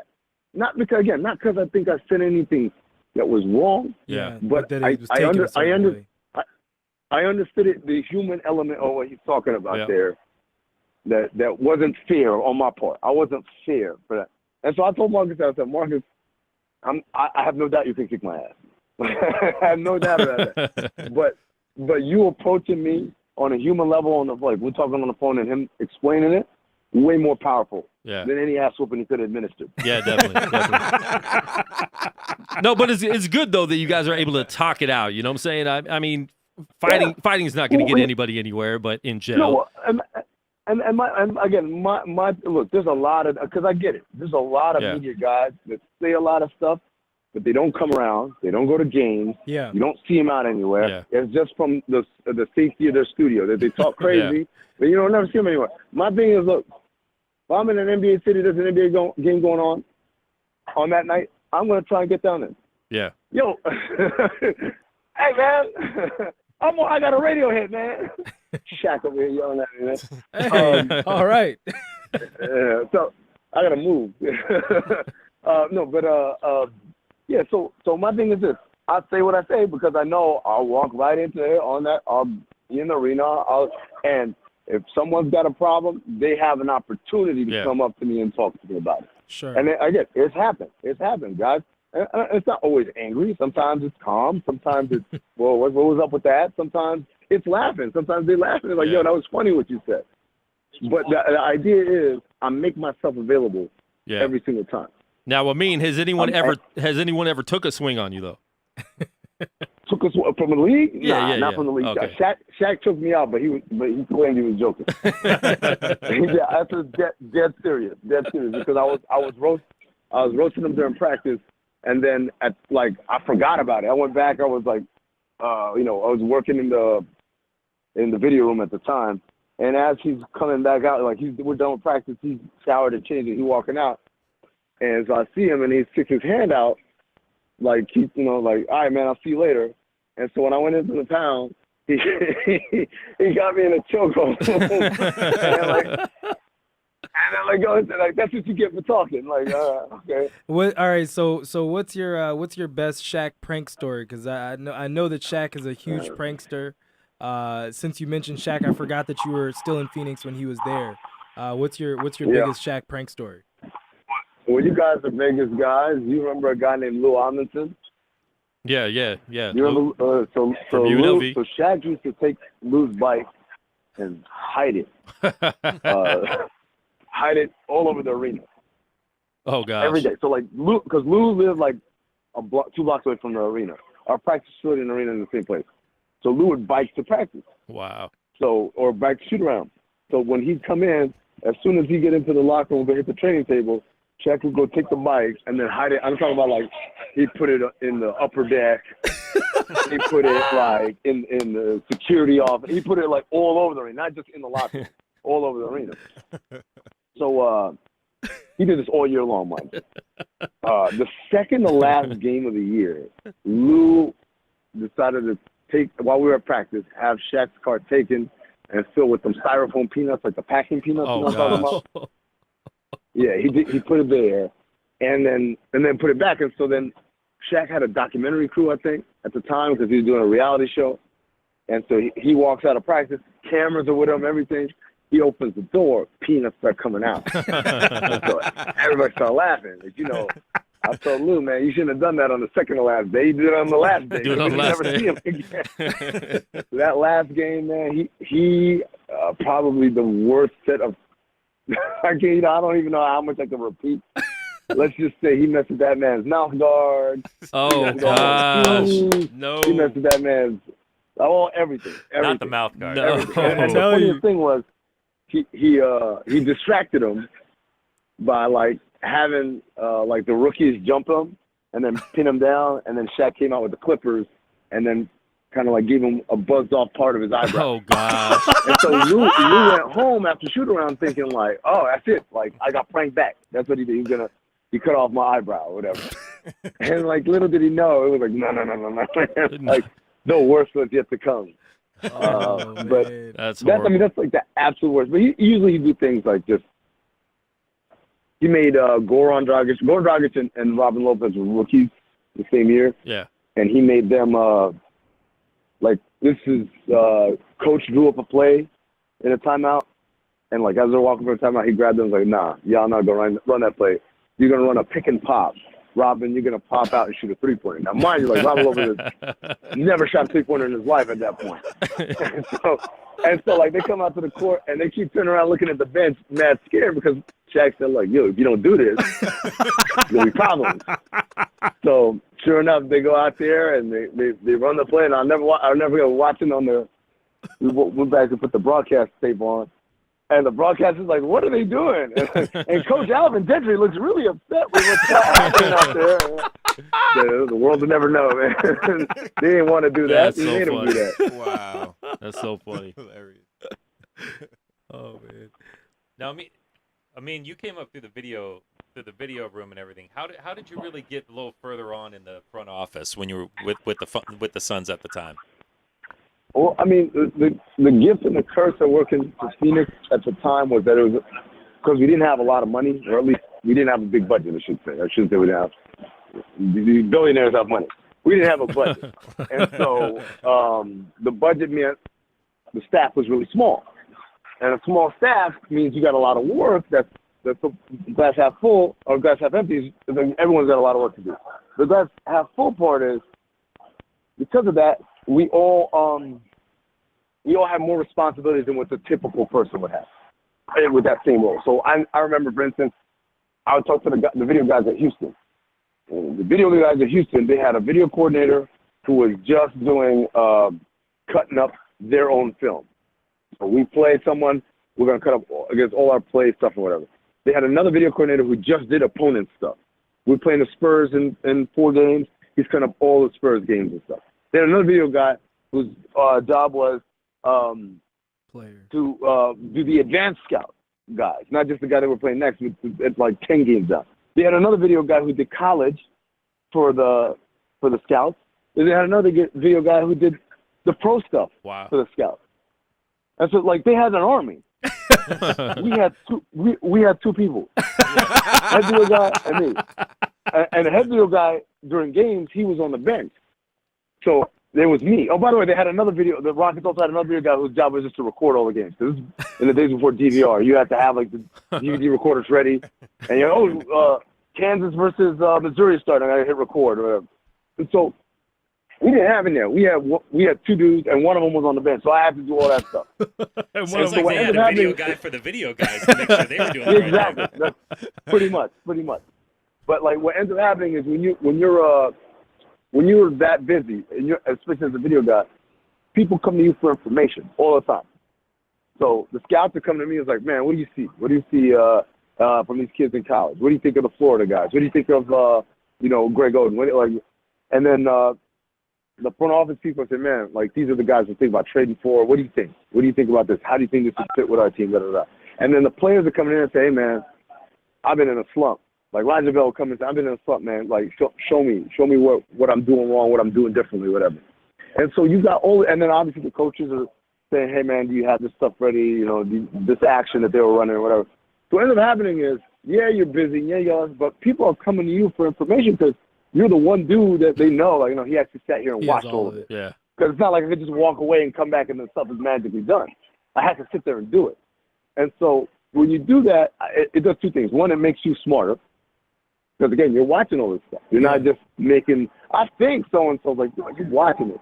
But then the other thing is, you get credibility from people, from all types of people, from either from players, from coaches, from front office people. And so I was blessed because we had a front office with David Griffin and Steve Kerr that were guys that were open-minded guys. Yeah.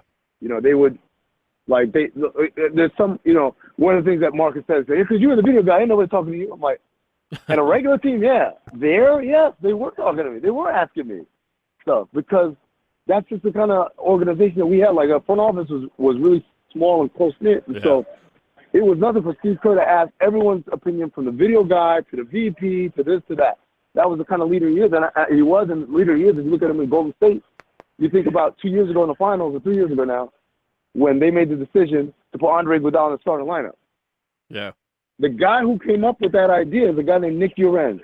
Nick Uren, I think at the time his title was assistant to the special assistant to the head coach. He's not an assistant coach. He's a special assistant to the head coach.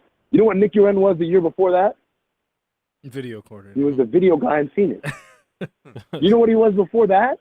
He was my intern in Phoenix. Wow. So Steve Kerr took the advice of a dude who was 1 year removed from being a video guy. Like that's the kind of leader he is, and that's the kind of organization we had in Phoenix. And so, respectfully, I wasn't on those conversations. I'm not saying like I was making decisions. I never was a decision maker, but people need information to make decisions, and they go into the guy who has that information and has watched that information, has processed that information. That's good. It was interesting you brought up David Griffin there before. We kind of have our own thoughts here. Now, granted, they're not as educated, of course. We kind of are of the mind that if David Griffin was still there in Cleveland, Kyrie Irving would probably still be a Cav. What do you think about that? The fact that all that went down with no GM essentially. I would say this: there's either two things would happen. Either Kyrie would still be a Cav, or Paul George and Eric Bledsoe would be Cavs. Yeah. Because that was the deal that we were working on. And the reason that deal fell through wasn't because of any sort of, like, issues or whatever. The reason what didn't work through is because David Griffin's contract was ending in 3 days. And he's trying to negotiate with the owner. And the owner lowballed him. And so he said, you know what? I don't need this. And that's not the first time. Griff and Steve Kerr both walked out of Phoenix because the owner messed things up. And so I have a lot of respect for those guys because they're secure in themselves to be able to say, I don't need it. Like, there's some dudes who do anything for that job. Yeah. I'll work under. This is a guy who brought the first championship to the state of Ohio since the Browns with Jim Brown. Yeah. Right? And everyone says, oh, well, you got LeBron, of course. Do you know how they got LeBron? Because they didn't have cap space. This dude had to trade half the roster because on July 1, he gets a call from Rich Paul that LeBron's interested. Yeah. So all of a sudden, he goes from trying to recruit Gordon Hayward with a little bitty, itty-bitty cap space, like, whoa, I got to get rid of Gordon Hayward, who's flying into Cleveland today, and then figure out a way to trade all these other people and open up this cap space. Wow. And so regardless of, players are the most important part of a team. They do 70% of the work. Yeah. But you got to put them in a position where they can be successful. And David Griffin did that in a way that they had LeBron there before and they were never able to do it. Yeah. Right? That's it's right. not like that was LeBron's first year. Yeah. He'd been there in Cleveland. They had a GM there that didn't do much with him. So it was a part of the whole thing was that Dan Gilbert didn't have no respect for what this man did. Yeah. Right? He thought, that was a big deal. LeBron, all right. Okay, it's not just that, because beyond putting together the roster, and by the way, remember, Griff was the guy that fired David Blatt, even though he had the number one record in the Eastern Conference at the time. Yeah. How many GMs have those kind of balls, right? And then also, GM he's LeBron. the guy that exactly. Right? But then also, we talk about the trades that he made for Kyle Korver 2 years ago, Channing Frye, Iman Shumpert, J.R. Smith their first year. Yeah. Like they made a lot happen with not a lot to work with. It's true. No, that's Yeah. true. That's Right? very And true. and again, you can say LeBron said, I want Iman Shumpert. Okay, is LeBron crunching the cap and figuring out what salaries match? Is LeBron figuring out like what assets to give up? Or he's not.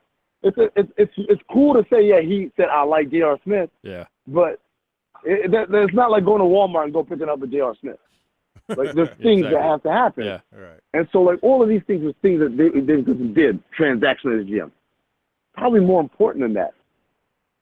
I know this because I know this man and I work with him. He is a dude that brings people together. So you think Kyrie woke up one day and was just upset at LeBron and wanted out? No. No, man. Like this, there was a tension. There had been a tension. But Griff is a guy that talked to Kyrie. Say, man, da-da-da, like that. Like, well, either, yeah, you're right, I'll talk to LeBron, or sometimes, no, you acting immature now, man. Like you gotta be able to, this is part of being a professional, part of being a man. And same thing.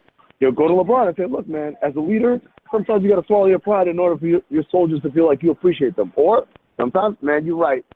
He is acting up. I'll go talk to him. Yeah. But there is someone who's got to do all that. And Griff did all that on top of making the team better, on top of bringing in these players, on top of making tough decisions. And this owner did not respect any of it. Yeah. That's terrible. And so, there's a long answer to your question. But, yes, if Griff was there, I'd say either Kyrie would be there or you see Paul George and Eric Bledsoe wearing Cavs jerseys, and we'd be talking about a completely different conversation. Way different team. I think in the NBA if the Cavs and LeBron kind of mentioned that yesterday, or it came out that LeBron was upset that those trades didn't happen. Obviously we know the tension between LeBron and Dan Gilbert anyways, and now there's rumors about Dan Gilbert wanting to sell the team soon. So is this just a mess in Cleveland? Can it be fixed this year at all with any other trades that they could make this year? Well, I mean, I think the first thing you got to say is, what are you talking about fixed? Are we talking about fixed so they can win the East? I think yes. I don't even think they need to make a trade. I think the answers that they need in order to win the East are all in that locker room. They're good enough to beat the Celtics and the Raptors and whoever else. And we talk about winning a championship. My Wizards or whoever else. Yeah, it's a mess, man. And that's not fair because there's a big part of that where it's like Golden State is just that much better than everybody else. Yeah. I mean, Houston doesn't have any of those problems, and they got a great roster, and they do it on both sides of the floor. Yeah. They're not. Jeff Van Gundy was on SportsCenter yesterday, and he said the gap is too big. He said this is the biggest gap I've ever seen between the team and the rest of the league. And this is a man who coached against Michael Jordan and the '96 Bulls. He said this is the biggest gap, right? And so I think a lot of times we don't do a good enough job explaining to people when I say that Rockets don't have a chance, or the Cavs definitely don't have a chance. That's not. let's not say LeBron's a bum. James Harden ain't that good. Yeah. Chris Paul's a choker. The kind of thing, the things that lazy people say. I'm telling you that team right there might be the greatest team that's ever played. Yeah. In terms of top to bottom talent, and then ability to get the most out of that talent, not just roll the ball out, but like they're so much better together than they are as individuals. But beyond that, Cleveland has issues, and I don't know if it's issues that can get fixed with a trade, at least not a realistic trade. Yeah. You tell me they can get Paul George and Eric Bledsoe right now, that helps a lot, but I don't think they can do that. So. Now, I mean, from DC, I gotta ask you about my Wizards. What do you think the biggest issues are in DC? Do you think that they have enough to continue to take the next step forward, and do you think Cousins could possibly be there? I think they're underachieving is a huge issue for them. They haven't had like massive injuries or any of that to blame like some of the other teams. Yeah. They're just underachievers. I think. I don't want to speak out of turn. I don't think this is something that is current, but I've heard in years past that one of the biggest losses that they had was losing Paul Pierce. Yeah. Not because Paul Pierce was so amazing for them, although he played well, but the leadership, that voice in the locker room that everyone respected, even Wall and Beal. And they haven't had that since, and they haven't been as good since, I would say, even as Wall and Beal have gotten better as players. Yeah. So I think there is a unifying voice that they need in there to get people to buy in more, to sacrifice a little so that we can all gain as a whole. I think also lineup-wise, they've done some things that I don't totally understand. If I were them, Markieff Morris would be a starting five. Yeah. Markieff Morris would be a starting five for me. I like this idea that I'm going to play Gortat and Morris at the same time. It's not. I mean, it's just, that's for an NBA that doesn't exist anymore. On most nights, that's not an ideal lineup, especially given that neither of them are really supreme offensive players. Right? And Markieff's all right. We can take advantage of a mismatch, but it's not like Gortat's out there like dominating. That's why we're going to play both of them at the same time. So I would say switching the lineups is one thing, but the other thing also is I think they need a little bit more, and it's an intangible guy. So one of those vet leaders, pretty much. Do you think there's any truth to some of those rumors that are popping out there that Otto Porter is kind of having some problems behind the scenes with some of the other guys, specifically kind of the Beal Wall type player? I mean, I know Otto a little bit. He's such a quiet kid and a good kid. I can't imagine anyone having a problem with anybody. I could see maybe like just a personality clash, like as far as because he's not an outgoing guy and stuff like that. But he's not an abrasive dude. So I don't know what kind of problem. Maybe they're upset, or maybe they're irritated that obviously he has a very big contract, and so he should be doing more. That happens a lot. These are all things that happen when you're talking about. Yeah. In the context of a locker room, when things aren't going right, people are looking around like, we giving this dude 25? We giving this like, that happens. That's just human nature. When things aren't going right, we looking around the room like, what could we fix? What could be better? Like, man, if we had someone who was making, like you look at the other guys who make that kind of money, you're talking about star players, and obviously Otto's not a star, but he was never asked to be a star. Yeah. I think we all understood what kind of player he is, and so you can't get mad at that man's number for not being something that what that number says. So. Yeah. So the trade deadline is exactly 2 weeks away from today. It's earlier than normal. It's usually a week after the All-Star break, but this time it's 2 weeks before. What are some trades you think are definitely going to happen, and what are some trades you think should happen? Oof, definitely going to happen is always hard because, it takes two to tango, right? And in some cases three, and in some cases four. And so the teams that want to trade people, but not necessarily going to be any takers. At the same time, the teams that want people, it doesn't mean necessarily going to be any givers. I think I would expect DeAndre Jordan to be on the block, but the Clippers playing well, that makes it hard, right? Like 3 weeks ago when they're having their injuries and they were looking kind of iffy, it's a lot easier to say that. Now they're like, well, we're in a playoff picture. Yeah. Why are we going to throw that away? Same thing with Lou Williams. I think there are a lot of teams that would love to have Lou Williams because he can help them now. But if you're the Clippers, you say, Lou Williams is the reason why we're in the playoff team. Why are we going to give him away? Yeah. The opposite of that is, what I would say is, both those guys are going to be free agents at the end of the year. And unless you tell me that you think a team that pays Blake Griffin, DeAndre Jordan at 30 or however old he is now, Lou Williams, that's your core moving forward, and you already got Austin. We know that's not a championship core, and that's not a core that has a whole lot of room to grow because Lou Williams isn't young, and Blake Griffin isn't young, and DeAndre isn't young. Yeah. So we say, okay, this is basically as good as it's going to get. It's probably not the path to success. And so if I were them, as hard as it may be to say, like, we're going to go from winning to probably not winning a whole lot on the second half of the year, I think you have to get return on the value because you probably aren't going to keep those guys. Yeah. So. Now, who do you think goes after DeAndre Jordan? And who do you think needs him the most right now? Well, I think Houston has been one of those teams that they've mentioned a lot as far as having an interest. Really? Do they have a need? I mean, he definitely fits the way they play. They were what Clint Capella does for them. Now imagine having DeAndre Jordan, and so now similar to like when you say, well, we got James Harden, why do we need Chris Paul? It's because then you never have to have a minute when you don't have a Hall of Famer at point guard on the floor, right? Yep. Like Chris Paul sits down, James comes back in. James sits down, Chris Paul comes back in. And at the end of the game, you have them both, right? I think the same thing if you had DeAndre Jordan in Houston. You start him, he sits down, Capella comes in, and so you always have that rim protecting big who also is a great finisher out of pick and roll. Yeah. If not Houston, obviously Cleveland is a team that everyone keeps saying. I don't know how much he saves them because I think ultimately you still, when you talk about playing against Golden State, you can't have a big like that on the floor. Yeah. And does Cleveland even have enough to get DeAndre Jordan from the Clippers? I think so. I think when you talk about giving them some future assets, it's because when you trade for draft picks, you're always kind of almost like a gamble. Like I'm betting that your future is not as good as you think it's going to be. Yeah. Right. So I'm not talking about the Nets pick, obviously, and I'm talking about like if they say Cleveland says we'll send you our 2024 first round pick or whatever, something like that, right?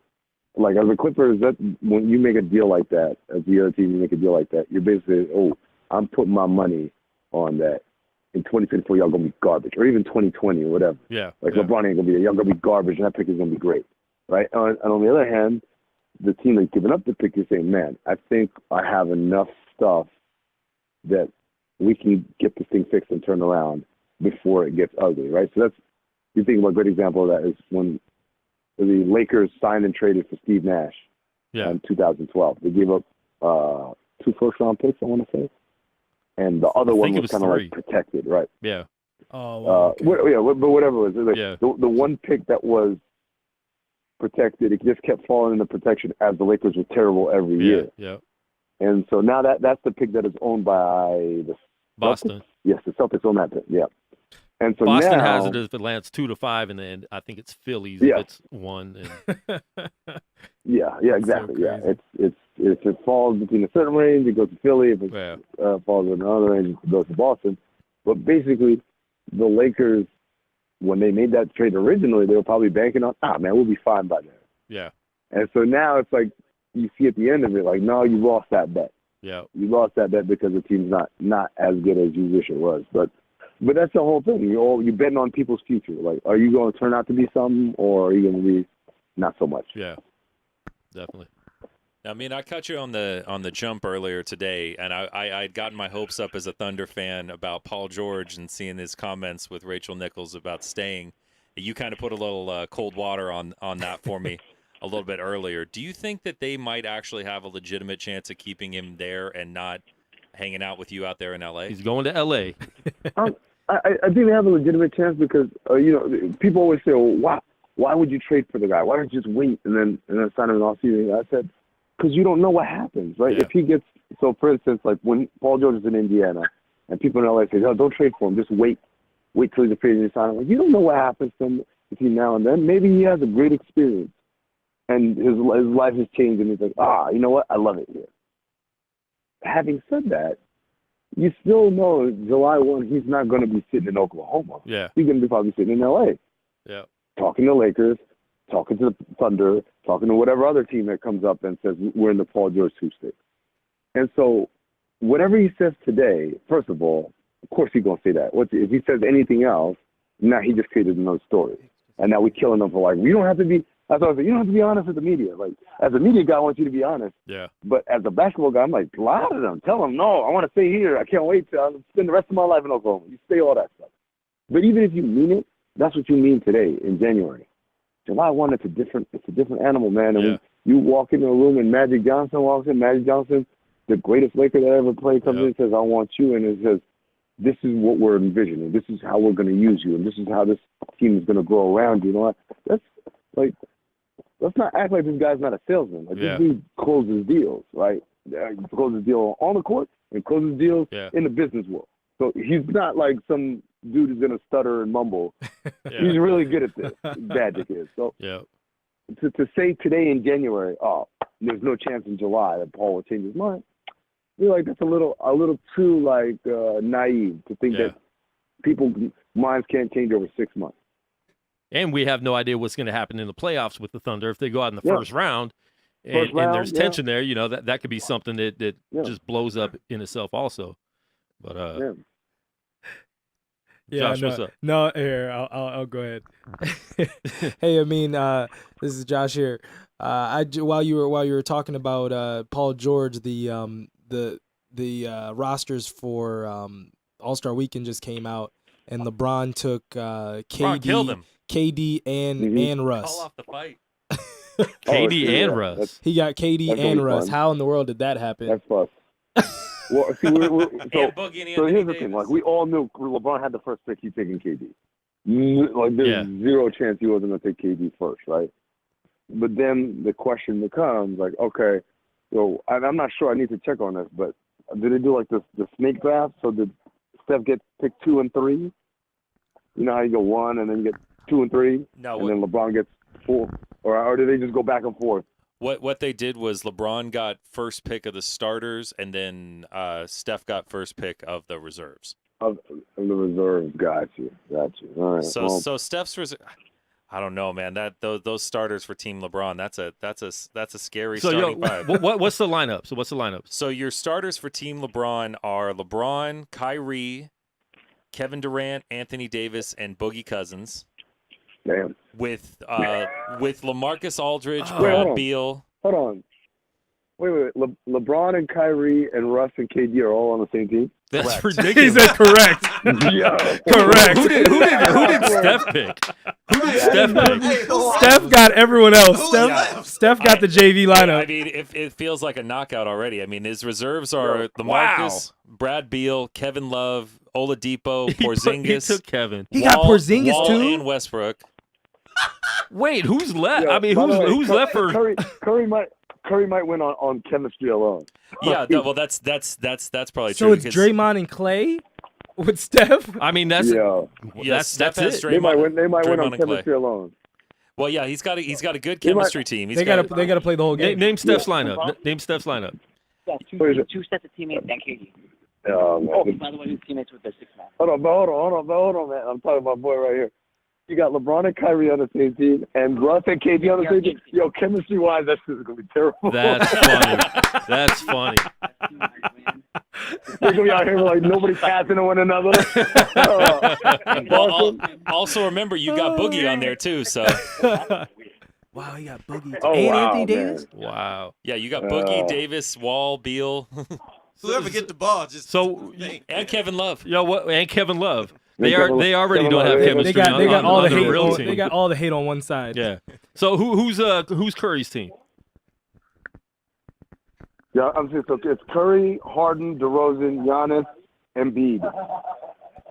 That's a cool lineup. That's quietly okay. Yeah. Hey man, we play defense on this side. They gonna lose. Wow. No, he got the first pick of the reserves. Yeah, you got 3 Warriors there. You got Giannis there. You got Embiid there. You got Dude, that's fun mixing it up. Like I'm excited now. That's all right. That's not terrible. I don't know. That starting five, though, even with the chemistry problems, oof. Yeah, that's scary. You got a Hall of Fame starting five. But already we're more interested. Of course. Yeah, definitely. Like, already we're way more interested. Now, Amin, do you think this is going to make for a better game, though? Yes, Ken. Oh, sorry. I think it's going to be a better game. I think already we're seeing how much more interested we are right now. Yeah, definitely. I think it's gonna be a good game, man. I think everyone recognizes like we need to have a good game out of this. Yeah. Now, I mean, you got to get out of here. Last question. I got to get out of here, but I get one more question with you. Definitely. All right, man. Well, I just wanted to first say thank you again for coming on with us today. Yeah, I'm sorry you didn't get a chance to really talk to Steve. Steve didn't get any questions in, but we just want to thank you again for taking the time with us. And do you have anything for him, Quan? You got one more? No, man. Anytime you're in Vegas, man, if you can come through the studio, man, that'd be dope. Definitely. All right. For sure, man. Thanks for calling in, bro. All right, Amin. No problem. Take care. No. That's Amin Elhassan from ESPN. He had to go because everyone's jumping on him about this. Yeah, I bet. About the lineups. That's but crazy. Yeah, no, look. I'm glad we got the lineups on the show. So I got it. I got the alert on my ESPN on my phone, and so I look at Dave and I'm like, Dave, like the lineups just came in, and Dave and I couldn't see everything because I can't get out of my live feed. So Dave actually is looking on his phone, and I just see Dave do this like. Well, the first thing I saw was that popped up was the starters of Team LeBron. I was like, whoa. I can't wait to see who the coaches are now because coaching that team's gonna be fun. Who? Oh, that's right. Because we don't really. We don't know yet. Yeah, that's. But weird. I mean, so who coached Brad? last year? Brad Stevens probably is one. I would think. Well, it depends because you can't coach 2 years in a row. Can't do 2 years in a row. Oh. Which I still don't like that rule, but it is what it is. That's a dumb rule. Yeah, but it's the Riley rule. Your team Steph reserves are Jimmy Butler, Draymond, Al Horford, Dame Lillard, Kyle Lowry, Clay, and Karl Anthony Towns. I like LeBron's team. LeBron's team definitely has the highlights. That's like LeBron's team is gonna be the oh my god that just happened highlight. Wait, side. so who was Steph's first pick then? Giannis. They haven't said. I'm gonna assume it's Giannis. Just by going, it would have to be Giannis or maybe Harden. If he didn't get Russ, Harden. Maybe Harden. Well, maybe James. He can't take Russ because you have to take the starters first. Oh yeah, Russ wasn't the starter. I forgot about that. But he got the first pick in the starters. I mean the reserves. He did, which means he went another way. Probably took a Warrior. He went another way. Wow, That's what happened. Draymond. He went another daggone way. Which means he probably took either a Warrior or, I don't know, maybe Jimmy Butler.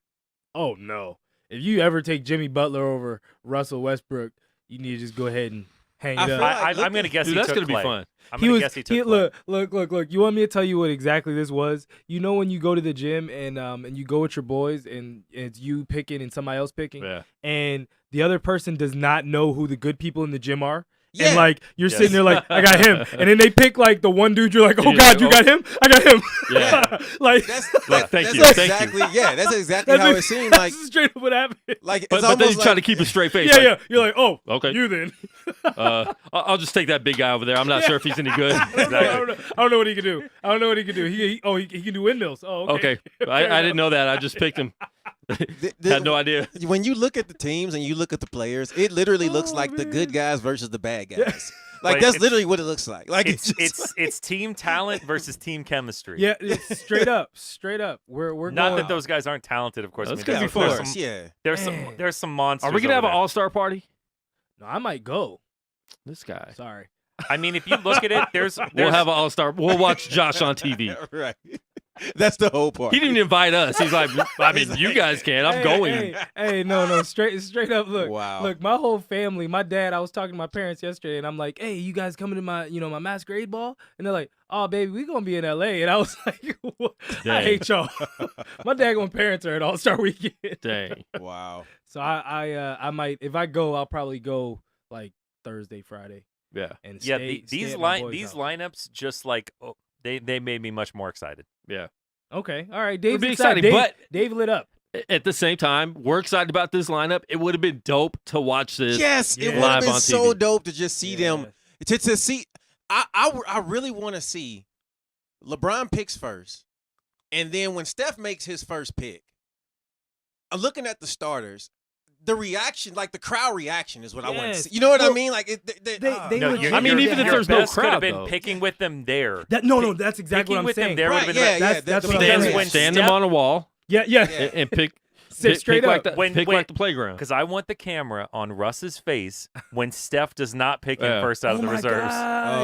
Just the murderous look that flashed over his face. He's gonna go nuts. But I can already tell. And Russ never hides facial expressions very well. None. He would have gave that side smirk like, what?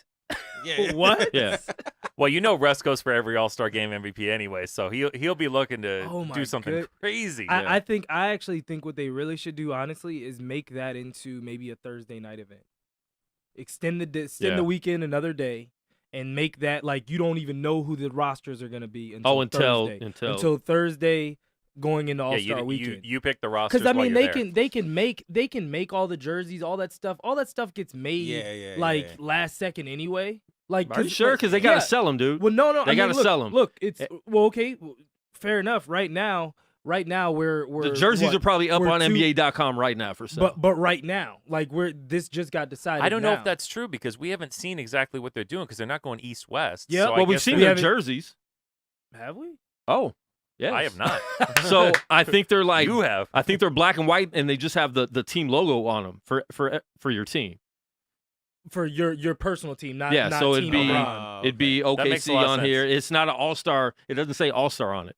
That's smart. Well, that's awkward. So all the jerseys would be say white with like black stripes, and I'm not sure if it's black or white or what, but I think it's just have their specific. I bet you they go red blue. That logo, yeah.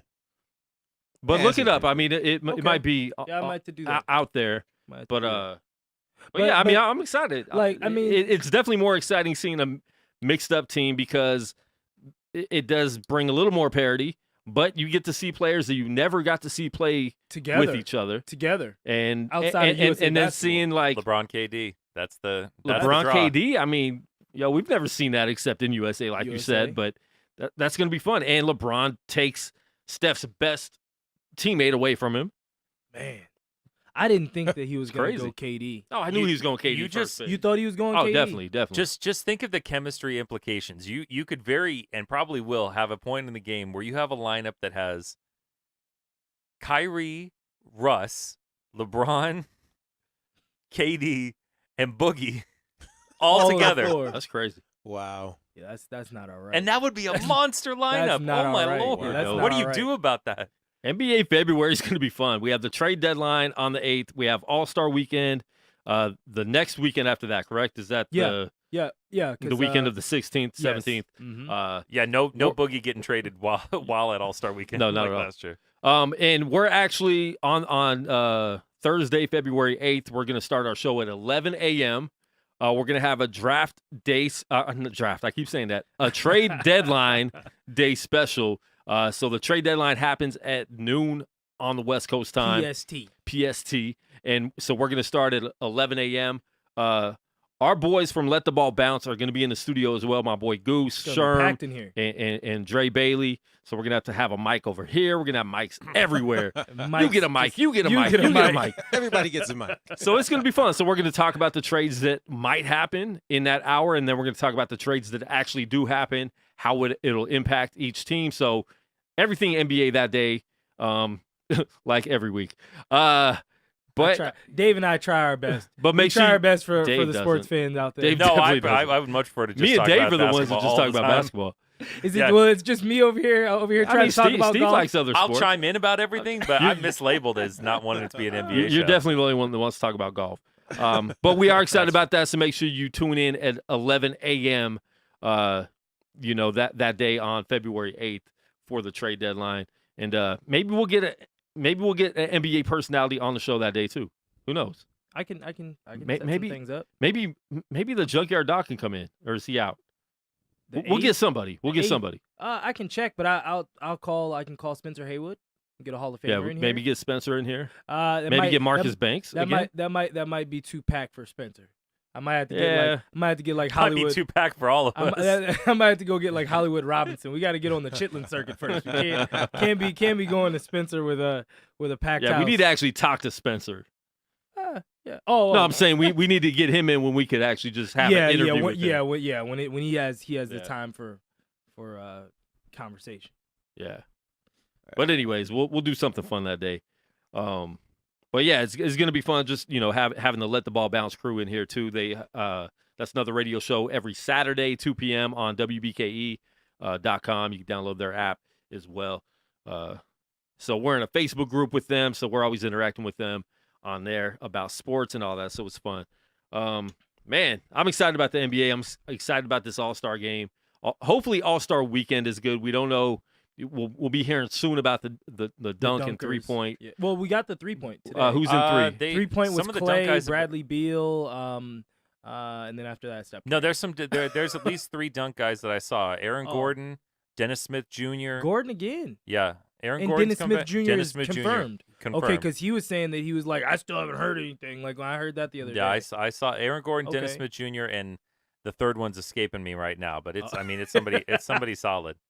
I think Dennis Smith might have something. Think so? Something fun. Dennis Smith gets up there, man. He gets up, but like if you remember, Shannon Brown was putting his whole throat above the rim, and he didn't do much in the dunk contest in LA, mind you, too. Yeah, Aaron Gordon's a monster for that. Though I hope Aaron Gordon can get his victory. I mean, he's not getting many on the court, so at least go ahead and get you a trophy. I mean, that was one of the best dunk contests. Maybe I think that probably. Head-to-head eclipsed that eclipsed Jordan Wilkins, and that's Jordan Wilkins is just the mystique of Jordan. The Jordan Wilkins one. Dominique was doing the same dunk every time. Well, it was a better dunk contest. The two competitors being Jordan and Wilkins make it much more appealing. You got Hall of Famers. Yeah. And they Which were you great just don't at that have that time, anymore. Too. Yeah. LeBron would never do it against Dwight. I mean, we had opportunities. They just don't do it like that anymore. Yeah. That was amazing. I want to talk about the Rising Stars game where they're doing world versus the U.S. In the Rising Stars Challenge. I'm not sure Joel Embiid got picked for the world. Not sure if he'll play because he got picked to the All-Star team. He'll break.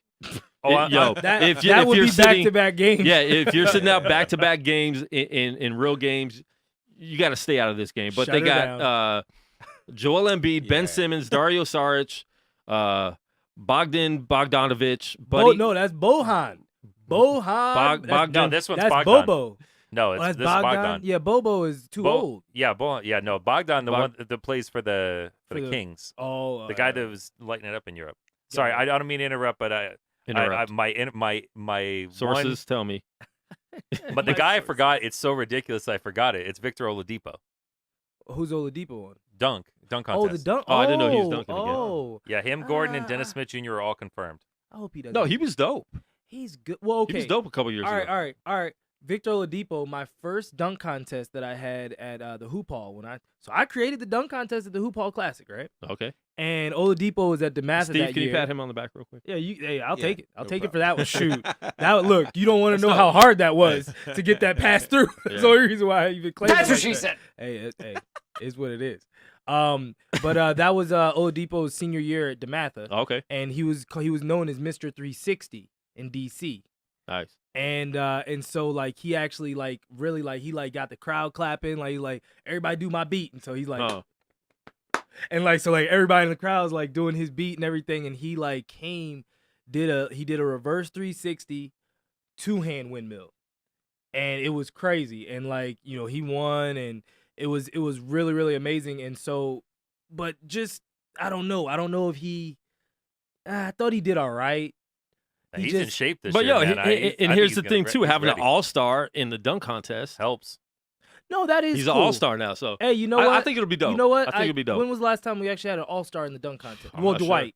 Dwight. I mean, that was a long time ago. Dwight. That's been a long time. That was like 07, I think. Dwight was a big guy though, so it always felt weird. Hey, shoot, Dwight. But he brought out that rim. He brought it up there. He was doing some amazing things. And he was doing some gimmicks that actually were good gimmicks. They were good gimmicks. Some of the gimmicks they have now are kind of cheesy. He didn't get enough credit for the higher rim dunk. Oh, that was dope. Yeah. That was dope. Well, you know why? Because he didn't really sell it though. He got up there and was like, "Hey!" He didn't get up there and It's crazy to me. Some of the craziest dunks are the ones you never get. Gerald Green when he dunked barefoot. Yes. No, not just barefoot. Between the legs barefoot. Yeah. With green socks on. That was insane. The birthday cape. Yeah, when he blew the candle out. Yep. Let's get back. Let's get back to the. Sorry. I had one more good. Go ahead. Go ahead. All right. DeMar DeRozan, where he caught it, cupped it, and came under the rim like he did a self alley-oop. I was there for that one.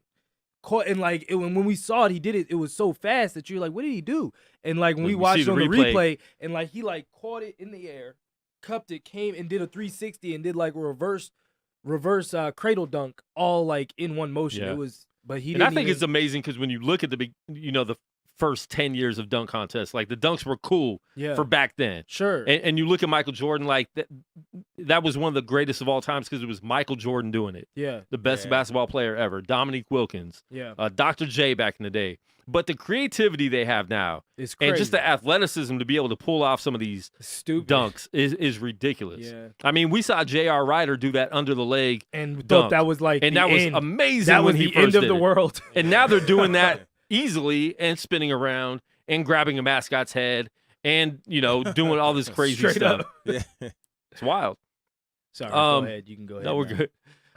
Back to the world. Joel Embiid, Ben Simmons, Dario Saric, Bogdan Bogdanovic. Hey, I said that pretty well. You got flying through. You're good. You got through it. Buddy Hield, Dylan Brooks. Buddy Hield. Yeah, second year. That's on the. This is the Rising US Stars. team. No, Buddy Hield's not U.S. That's what I thought he was saying. That's This world. is world, yeah. Where is he No, from? he's definitely from somewhere else.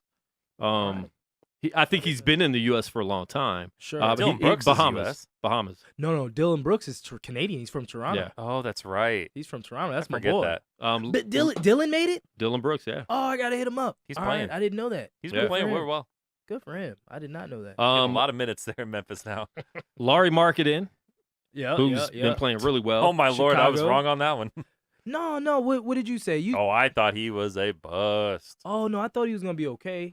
I thought he was just going to be one of those big outside. I thought he was going to be Bargnani. That's what we said. Yeah. We said Bargnani. We Yeah. said maybe Bargnani I on thought so. steroids. Yeah, he's way past that. We have Jamal Murray from Denver. okay. French Frank. French Frank. Okay, Telekina. there it is. And What is it? Telekina. Thanks, Dave. You're welcome. and DeMontis Sabonis that covers the world. And then for the U.S., woo, it's going to be a Laker game right here. We got Lonzo There are a lot of Ball, Lakers. Brandon Ingram, Kyle Kuzma, Malcolm Brogdon, Okay. Jaylen Brown, Jason Tatum, John Collins, Chris Dunn, who's had a way better year than we thought in bounced Chicago back. as well. Bounced Donovan back twice Mitchell. with that tooth. Oh, yeah, for real. Sorry. Donovan Mitchell and Dennis Smith Jr. Okay. That team's better than the world. I don't know. They don't have any bigs. That's all dependent upon First of all, you have if a lot Joel of chemistry. is playing. No, Joel's not good. I highly doubt Joel will play. I pray he doesn't. I highly doubt that. Which is actually a Healthy shame. players usually don't. Which is actually a shame. Well, no, you know what? I bet he does play in that this game was the original zero defense game. He'll run up and down the court a couple times, then he'll be out. Maybe. Save it for the All-Star game. He'll dress. Keep he'll Mr. dress. Glass out. Keep Mr. Glass out. He Mr. might dress and Glass. stay on the bench. I don't think Mr. he's. Glass. It's too scary. We just don't want seeing Joel Embiid going out They in call a him Rising Mr. Stars Glass. game. But I mean, I think that'll be fun too. But hopefully, even with this game, they make them play a little bit harder. Not that you can make them, but hopefully they play a little bit harder because that definitely was was a LeBron and Carmelo years where they were just like letting them dunk and have a dunk contest at the end of the game. Yeah. And Doug Collins yeah. got really mad. He was one of the coaches. Yeah. And it just the fans are there to see a competitive game. You don't have to. Not for the Rising Stars.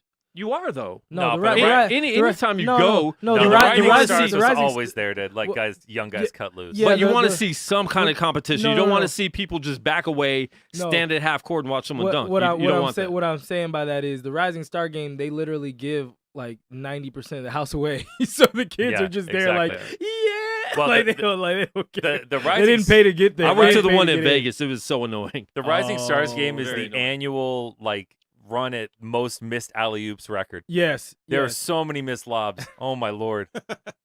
Yeah. The point guard play is always questionable. I love the rest basketball, can and I had to stop watching. Well, it's not even that. It's just everybody's trying to throw lobs. Like if you're a center, you're trying to throw a lob to somebody. Yeah. All right, This is my one game to do it. Before we close the show out, I want to jump into the XFL. Okay. The XFL is coming back. Dave didn't want to talk about it.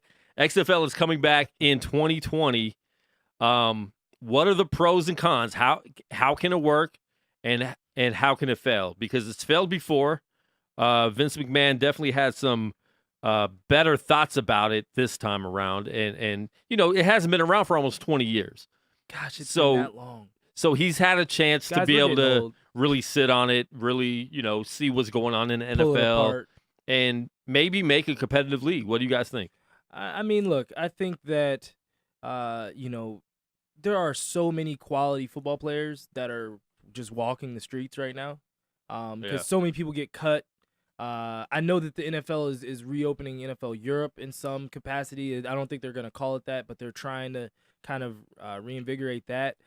So I think that that'll help with getting a lot of guys jobs.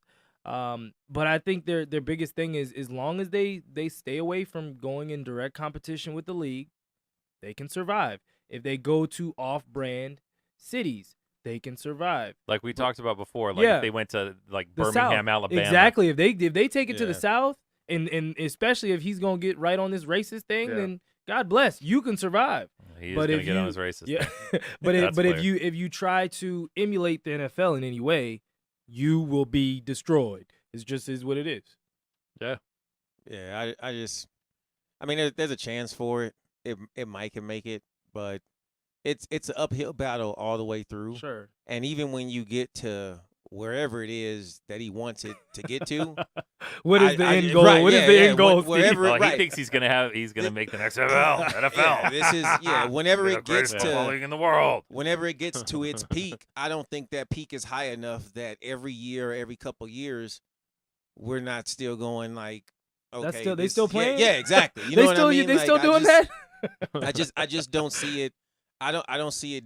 Definitely not being bigger than the NFL. Yeah, no. I don't even think. I mean, honestly, I think it's going to be kind of on the level of like more arena football. I don't even think it'll be big as college football. They'll be lucky to get. Won't be as big as yeah. college. Yeah, if they lucky even, to be the arena. Yeah, I was about to say if they even approach arena so, levels, then they're great. Yeah, I don't see it. I just don't see it happening. And then at the end of the day, the level of I feel like most of the players that he'll be able to get in that league are the ones that didn't make it to the league or their time is done in the league. I mean, you'll get a Johnny Manziel. Yeah. Well, that's it. You can get some names. You'll get him. You'll get the Tim Tebows. You'll get some names, but there's reasons why those guys. But Johnny at the Manziel's same not in time, the league, if so, it's entertainment. of course. Listen, I don't put anything past Vince McMahon. They rushed it the first time, and I think that's the main reason it failed. Vince McMahon is in the entertainment business. He took a wrestling and blew it up. So I'm not saying because NFL is already blown up. There's already a professional football league. I think if they do it and make it a different game, it can't be the same as the NFL. He's talking about speeding it up. He's talking about maybe having a shorter halftime, different things like that. If they can pull this off and get some of those big names that aren't in the NFL that could be in the NFL, Tebow could still be in the NFL as a backup somewhere. Have him be a starter. You can get these names. The dude from the college player that's gonna be the next Manziel. He's not gonna be good. Oh, talking about Baker Mayfield? Yeah, Baker. Oh, Baker Mayfield will be better than Manziel. But he's still going to be at that same level. I don't like him in the NFL. But anyways, you get some big names that maybe didn't make it. And guess what? If there's enough money out there and some of these NFL players aren't getting paid what they think they need to get paid, you might get an NFL player that's pissed off at the team that goes over there to get a big payday. Well, Vince McMahon might be able to drop. There's not going to be a cap. Most likely, and he might be able to drop $100 million. There'll definitely be a cap, and it'll be low. But not just necessarily the cap situation, but if they have guaranteed contracts. Yeah. Like if there's ways to circumvent the NFL and actually start to chip away, because if you attack them like from a financial standpoint, like okay, no, we're gonna pay X, Y, and Z, and you can do it. It gives guys at least pause. Yeah. They may, everyone's still growing up to be an NFL player, but in the end of the day, if there is something where it's like, hey, hold on, they only paying me $5, you're paying me $15. Yeah. we can have a conversation. Hold on. You're talking about the same guy who doesn't pay for the medical of the people in his main business. He's going to really go outbid them for an NFL player? I don't think so. But I'm just saying in terms of if players, these are the things that could happen. The players will be unbelievably disposable. They don't care. I mean, he hate me. They didn't even have their own names on the back of their jerseys before. Right. Like, you know what I'm saying? Like, they were completely expendable. Yeah, I think it's going to be a lot different, though. It'll be better than it was the first time around. It's smart when they're launching it, but I mean, his motivations for doing it are, to me, very suspect. I think that's the biggest, for me, why I just don't believe that he'll do it. For all the things that you mentioned, which would be great, like offering guaranteed contracts. He could offer things the NFL doesn't. He won't. Like that's at the end of the day, that's what it is. He's not going to pay these guys that much. He is the kind of the stereotypical billionaire businessman, okay, rich white man. That's right, dude. I was like, don't do it. I was like, don't do it, Steve. Thanks, I got you. I got your back. No, trust me. I got your back, Steve. But, Don't worry. trust Like, me, they'll all be standing for the anthem in this league. But yeah, exactly. I'm your conscience. Don't do it, Steve. Dave, you missed a really good quote the other day from us, Steve. That's a white guy with a really good question. I can't remember what it was or what show it was on. Monique was on a Sway show. Oh, that's right. And Monique was on Sway. It was a white guy with a really good question card. Because it was a good but he was so in terms surprised. Of, like a racial question. Yeah, it was a good racial question. He was so surprised by it. That's a white guy with a really good question. That's things I haven't heard in my lifetime. Is a white guy with a really good question. Breaking news. Steve heard. It was like 5. It was 5, not just like black people, but it was, I don't know if it was 5, but it was back to back. It was a couple calls. And all of them was the black guy who was like, we got to do this for the brothers and sisters. We're going to be the kings and queens and this and that. And it was on Stay that strong, level. sister. And then the next question, you hear the voice. It's a white guy. And I can't even remember the question he asked. It was just no. He asked really good question. He asked. He said, why wouldn't you take your flight to Hulu, to like Hulu or Amazon or whatever. And so then she chopped that up too, and it was like. Yeah, that was really actually a very good statement. Like, yeah, I did a bunch of research on her, and Hulu and Amazon don't do any comedy specials. But that kind of was the point. Like, hey, like you take it there, maybe you might be able to kind of circumvent them a little bit. They ain't looking to branch out the first time with Monique. I mean, Steve and I kind of went back and forth on this yesterday. I love Dave so much. And that's the whole thing. Like, I looked up all this stuff, right? So we are going to talk about Monique. Yeah, so we've been talking about. So we're going to do this now. So this segment did sneak in the show. I'd rather talk about this than the XFL. All right, I looked up. It's the same thing. And I'm gonna give this to Dave because I don't know this. She should announce the XFL. Yes, she should. She should do something. All right, Dave. How do you say this guy's name? I don't know how to say it. Dave's good with names. Brad Johnson. Sebastian Maniscalco. Sebastian Maniscalco. Wow. All right. Wow. Forbes top 10 comedians. Right in the last year. Oh yeah, he's money famous that comedians have made. in Okay. that world. This guy is number 10. He's at the bottom of the top 10 list. All right. Okay. This guy made $15 million last year. Jesus. $15 million. Okay. On what?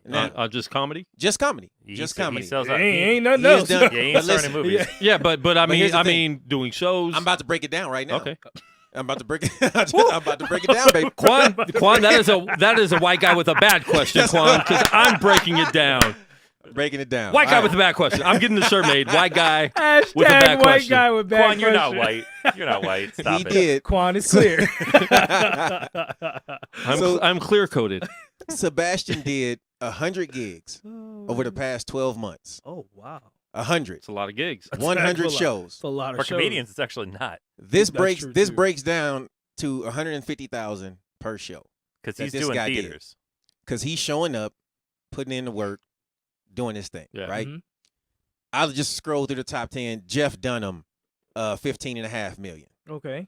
Terry Fader, $18.5 million. They're making that out here. Jim Gaffigan, $30.5 million. Oh, I know what you're talking about. Yeah, a lot of these guys have Vegas shows. And some of them aren't that funny, but right. Yeah. they have a following. Kevin Hart last year, $32.5 million.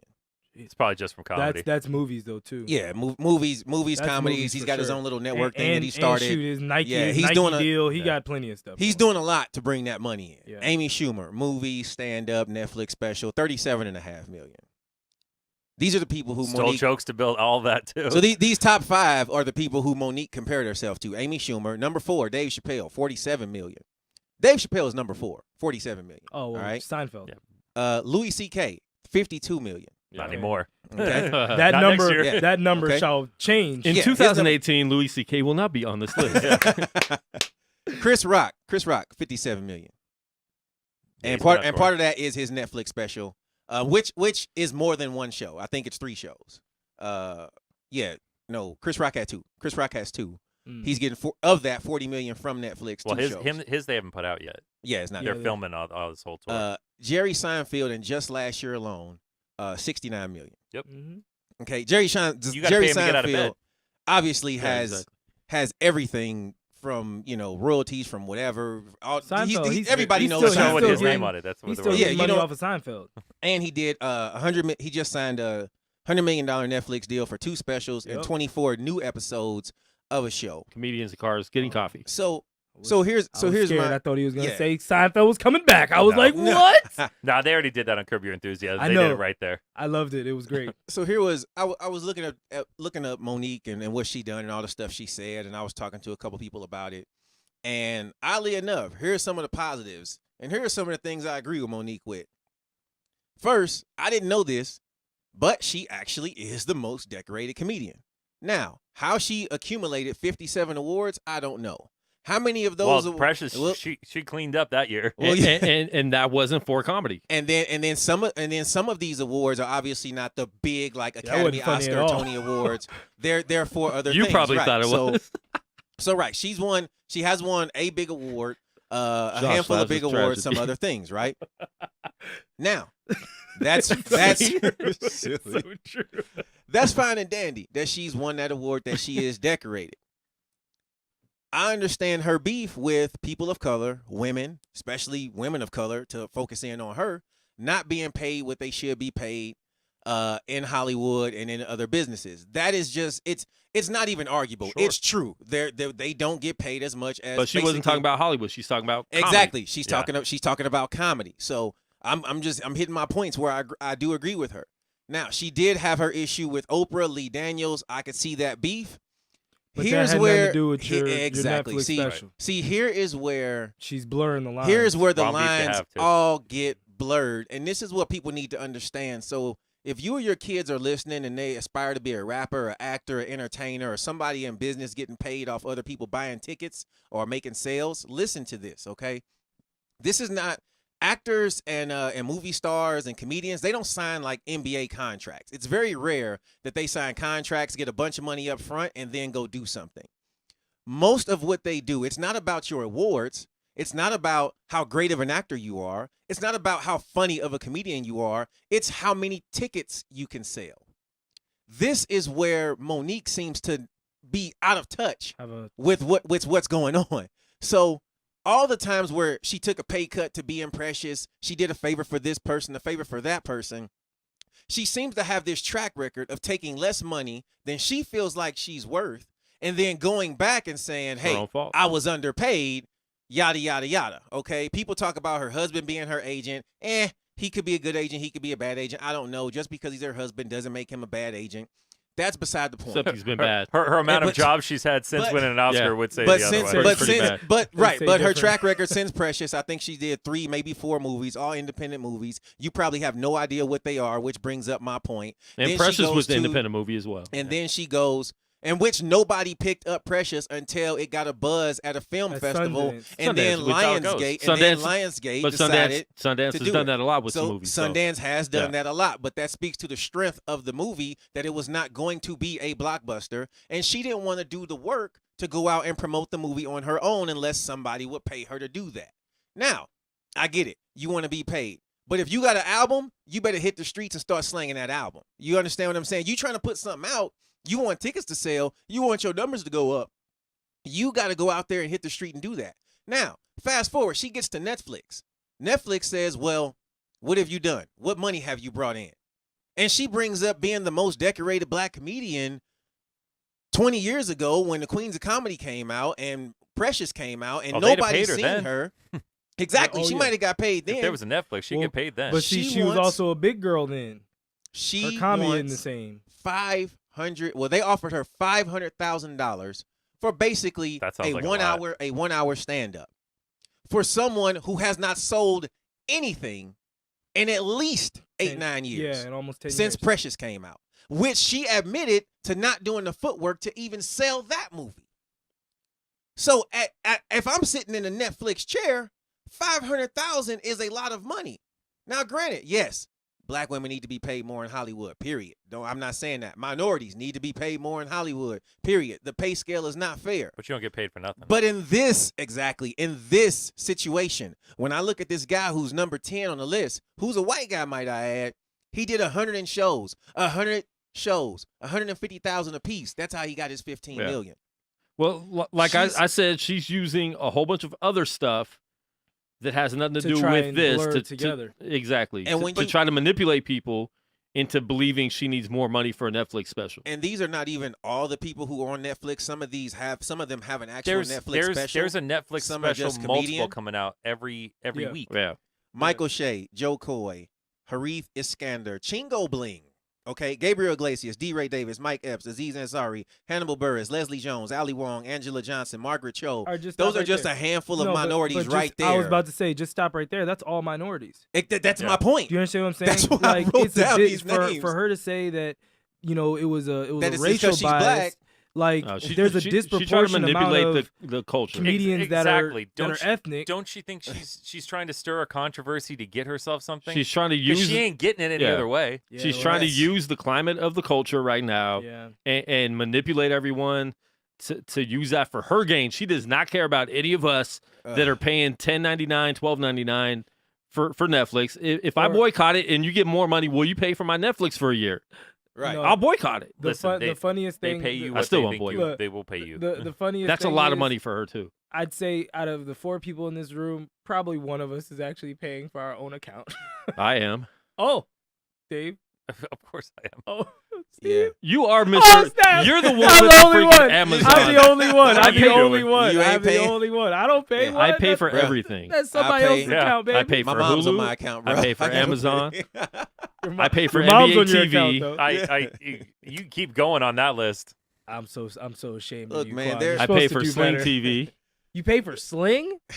every What other are you month. slinging? Every other month. Wait, what? You wait till they cancel. You wait till they get ready to cut you off. And you No, say, nothing all right, else here. is on. Here's this $15.